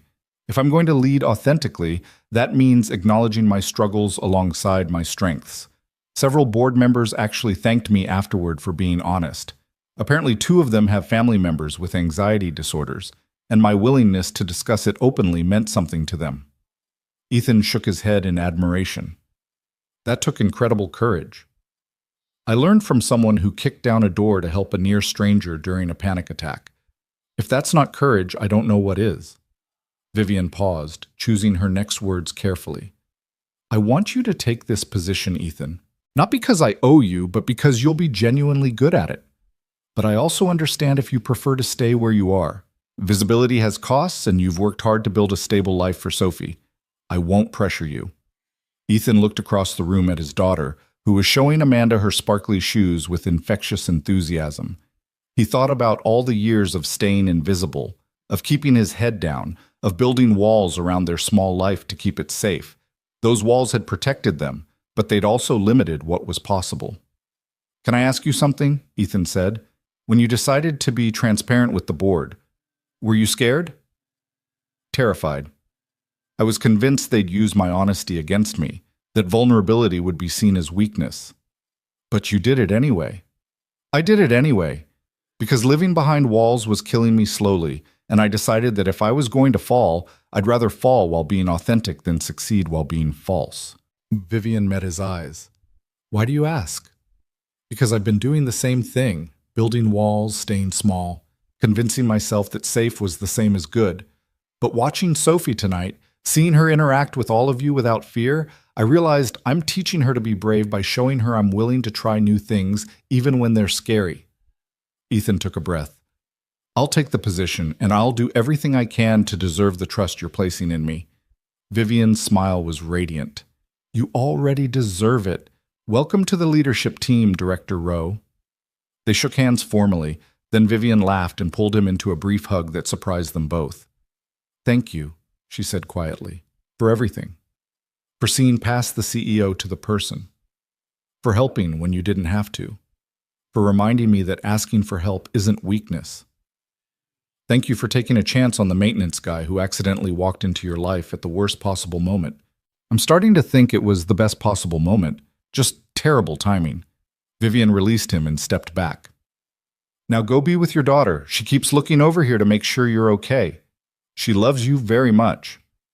She's my whole world. I can tell. And Ethan, the education assistance in your benefits package? That includes private school tuition if you want it. Sophie mentioned she's interested in science. I know several excellent schools with strong STEM programs. Just something to consider. Ethan's throat tightened with emotion he couldn't quite name. Gratitude, certainly, but also something deeper. The feeling of being seen, of being valued, not despite his circumstances, but including them. I'll definitely consider it. Thank you. The dinner wound down with promises to coordinate start dates and training schedules. Sophie fell asleep on the drive home, clutching a small toy elephant that Vivian had quietly given her, saying it reminded her of courage and memory. Ethan carried his daughter upstairs, tucked her into bed with both her stuffed elephant and the new one, and sat in the dark living room thinking about how dramatically life could change in just a few weeks.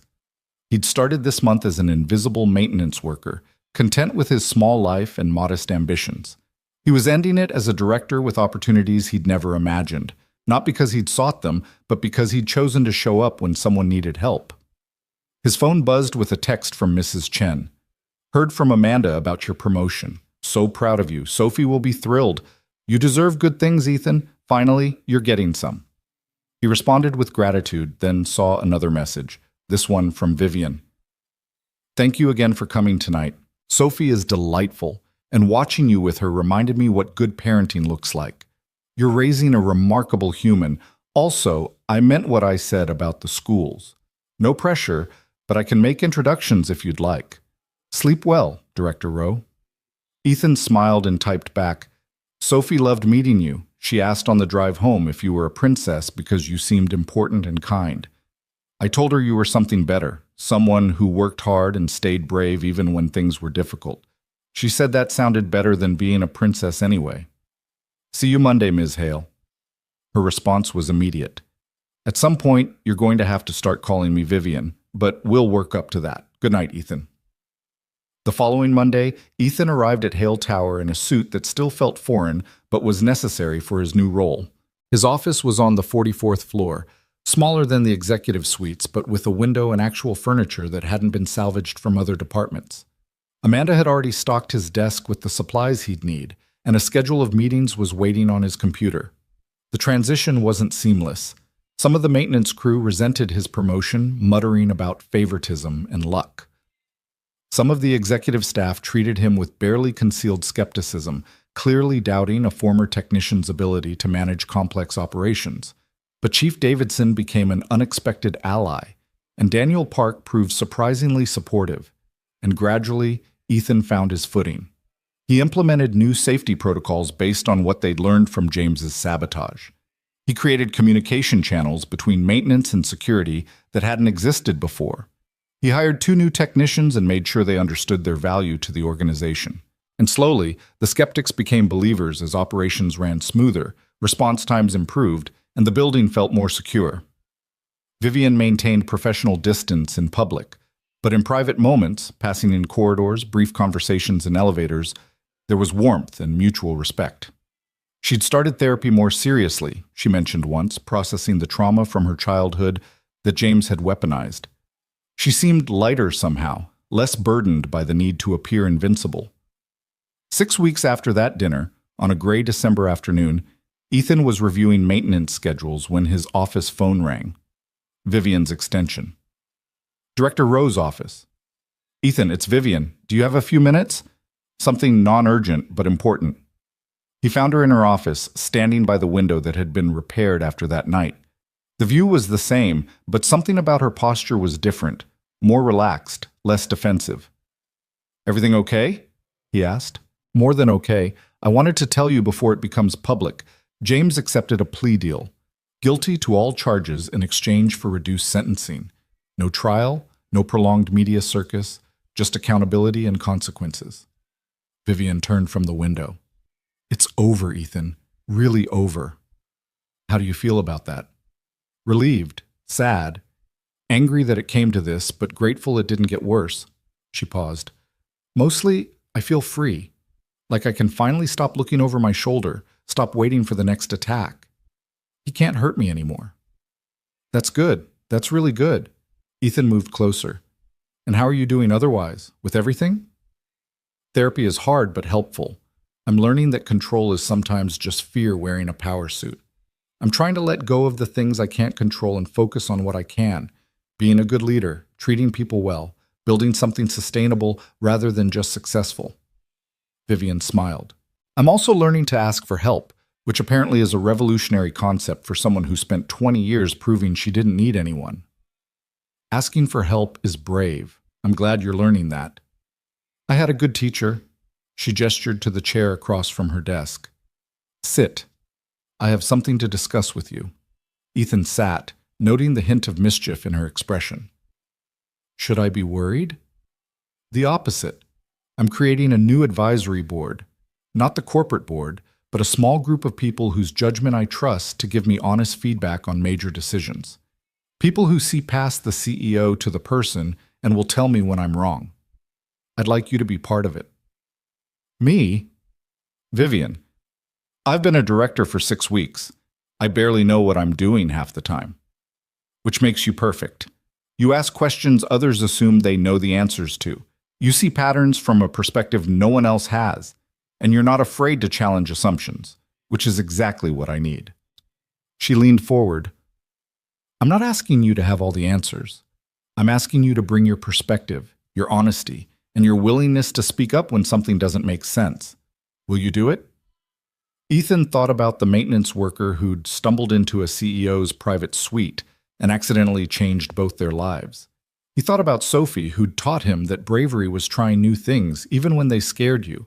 He thought about the promise he'd made to himself to stop hiding behind walls. I'll do it. But I'm going to ask really inconvenient questions sometimes. I'm counting on it. Vivian extended her hand, and they shook on it, sealing another agreement that felt significant beyond its immediate terms. As Ethan stood to leave, Vivian called after him. Ethan, thank you for everything you've done, everything you continue to do. This company is better because you're here. I'm better because you're here. The feeling is mutual. I'm exactly where I'm supposed to be. Walking back to his office, Ethan pulled out his phone and texted Sophie's school to let them know he'd be there for pickup today. Then he texted Mrs. Chen to see if she wanted to join them for dinner, his treat, because he'd just gotten another raise, and because some people deserved to be celebrated for showing up when it mattered. That evening, Sophie, Mrs. Chen, and Ethan sat in their favorite pizza place, the one with the arcade games and the cheerful chaos of families sharing meals. Sophie was explaining her science project with enthusiasm, gesturing wildly enough that Ethan had to rescue her water glass twice. And then the volcano erupted, and it was so cool. Miss Peterson said mine was the best in the class. Sophie paused in her story. Daddy, are you happy? The question caught him off guard. Of course I'm happy, baby. Why do you ask? Because you smile more now, like real smiles. Not the ones you do when you're trying to make me feel better, but you're actually worried.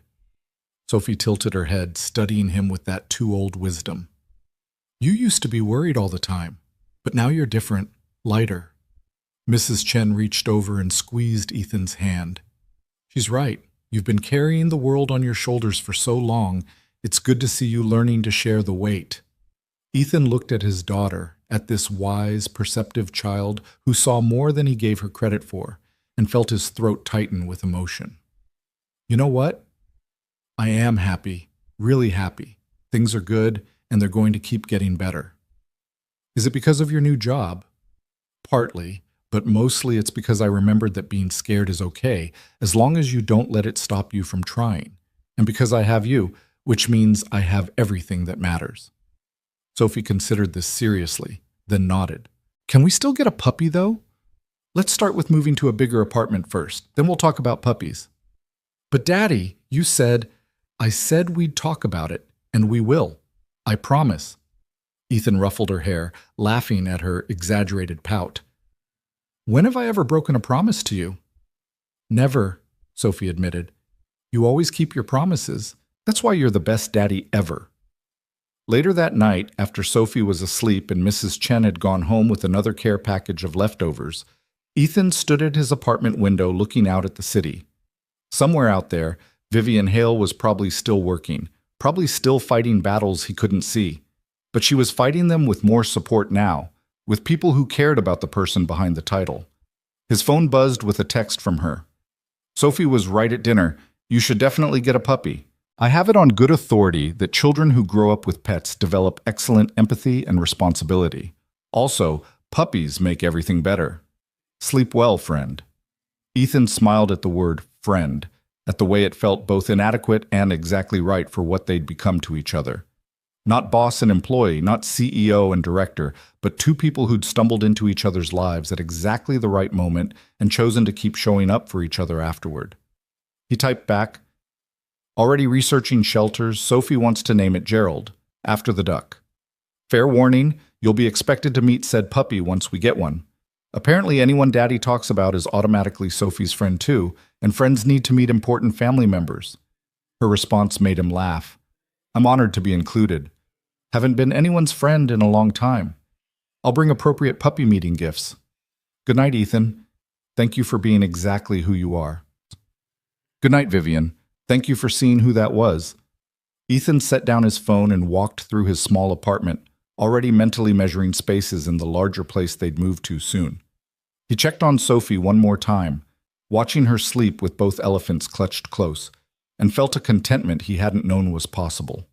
Life had thrown him into chaos, had challenged everything he thought he knew about his place in the world. It had been terrifying and difficult and completely unexpected, but it had also been the best thing that could have happened because it had forced him out of hiding and into living. He'd learned that walls built for protection could also become prisons. That vulnerability was strength in disguise, that showing up for someone, even when it was inconvenient or scary, could change everything. The titles mattered less than character, and power meant nothing without compassion. Most importantly, he'd learned that second chances were real, that healing was possible, and that sometimes the person you saved ended up saving you right back. The rain started again, gentle this time, a soft percussion against the windows that sounded like possibility rather than warning. Ethan listened to it, smiled, and went to bed with the certainty that tomorrow would bring new challenges, but also new opportunities to choose courage over comfort, connection over isolation, truth over convenience. And when morning came, when Sophie woke him with demands for pancakes and questions about when they could visit the shelter, Ethan would be ready. Ready to keep building the life they deserved, ready to keep showing up for the people who mattered, ready to keep proving that ordinary people could do extraordinary things when they chose to try. The maintenance worker and the billionaire CEO. The single father and the wounded leader. Two people from completely different worlds who'd found common ground in courage, compassion, and the radical choice to see each other as fully human. It wasn't the ending Ethan had expected when he'd walked through that door weeks ago. It was infinitely better. And as he drifted toward sleep, listening to the rain and the quiet sounds of his daughter breathing in the next room, Ethan Rowe felt something he hadn't felt in years. Hope for a future that was bright and wide and full of possibilities he was finally brave enough to reach for. The tower still stood across the city, lights burning in windows where people worked and worried and dreamed. But it felt different now, less intimidating, more human. A place where second chances were possible, where mistakes could be forgiven, where showing up with kindness could change everything. Tomorrow, Ethan would return to that tower, not as someone trying to stay invisible, but as someone who'd earned his place through courage and character. He'd lead meetings, make decisions, continue building something meaningful. And at 6 p.m., He'd leave to pick up Sophie, because some promises were sacred and some priorities never changed. But tonight, in this quiet moment before tomorrow began, Ethan simply existed in the peace of knowing he'd done the right thing, the hard thing, the brave thing. He'd shown up when someone needed him. He'd chosen connection over safety. He'd proved that walls could come down without everything falling apart. And in her own tower across the city, Vivian Hale sat in her office and felt the same peace, the same gratitude for an accidental collision that had become an intentional friendship. She'd learned to ask for help. She'd learned that strength included vulnerability. She'd learned that the people worth keeping close were the ones who saw your worst moments and chose to stay anyway. 2 lives, changed forever by a moment of mistaken entry and genuine compassion. 2 people learning that healing was a journey taken together, that trust was built through consistent showing up, that the best relationships began with honesty and grew through mutual respect. The rain continued its gentle song, washing the city clean, and somewhere between those 2 towers, one where Ethan slept beside his dreaming daughter, one where Vivian finally allowed herself to rest, the distance didn't matter anymore. They'd found what everyone searches for, connection that transcended circumstance, understanding that didn't require explanation, friendship that asked nothing but offered everything, and that in the end was worth more than any title, any salary, any success that came without soul. It was worth everything.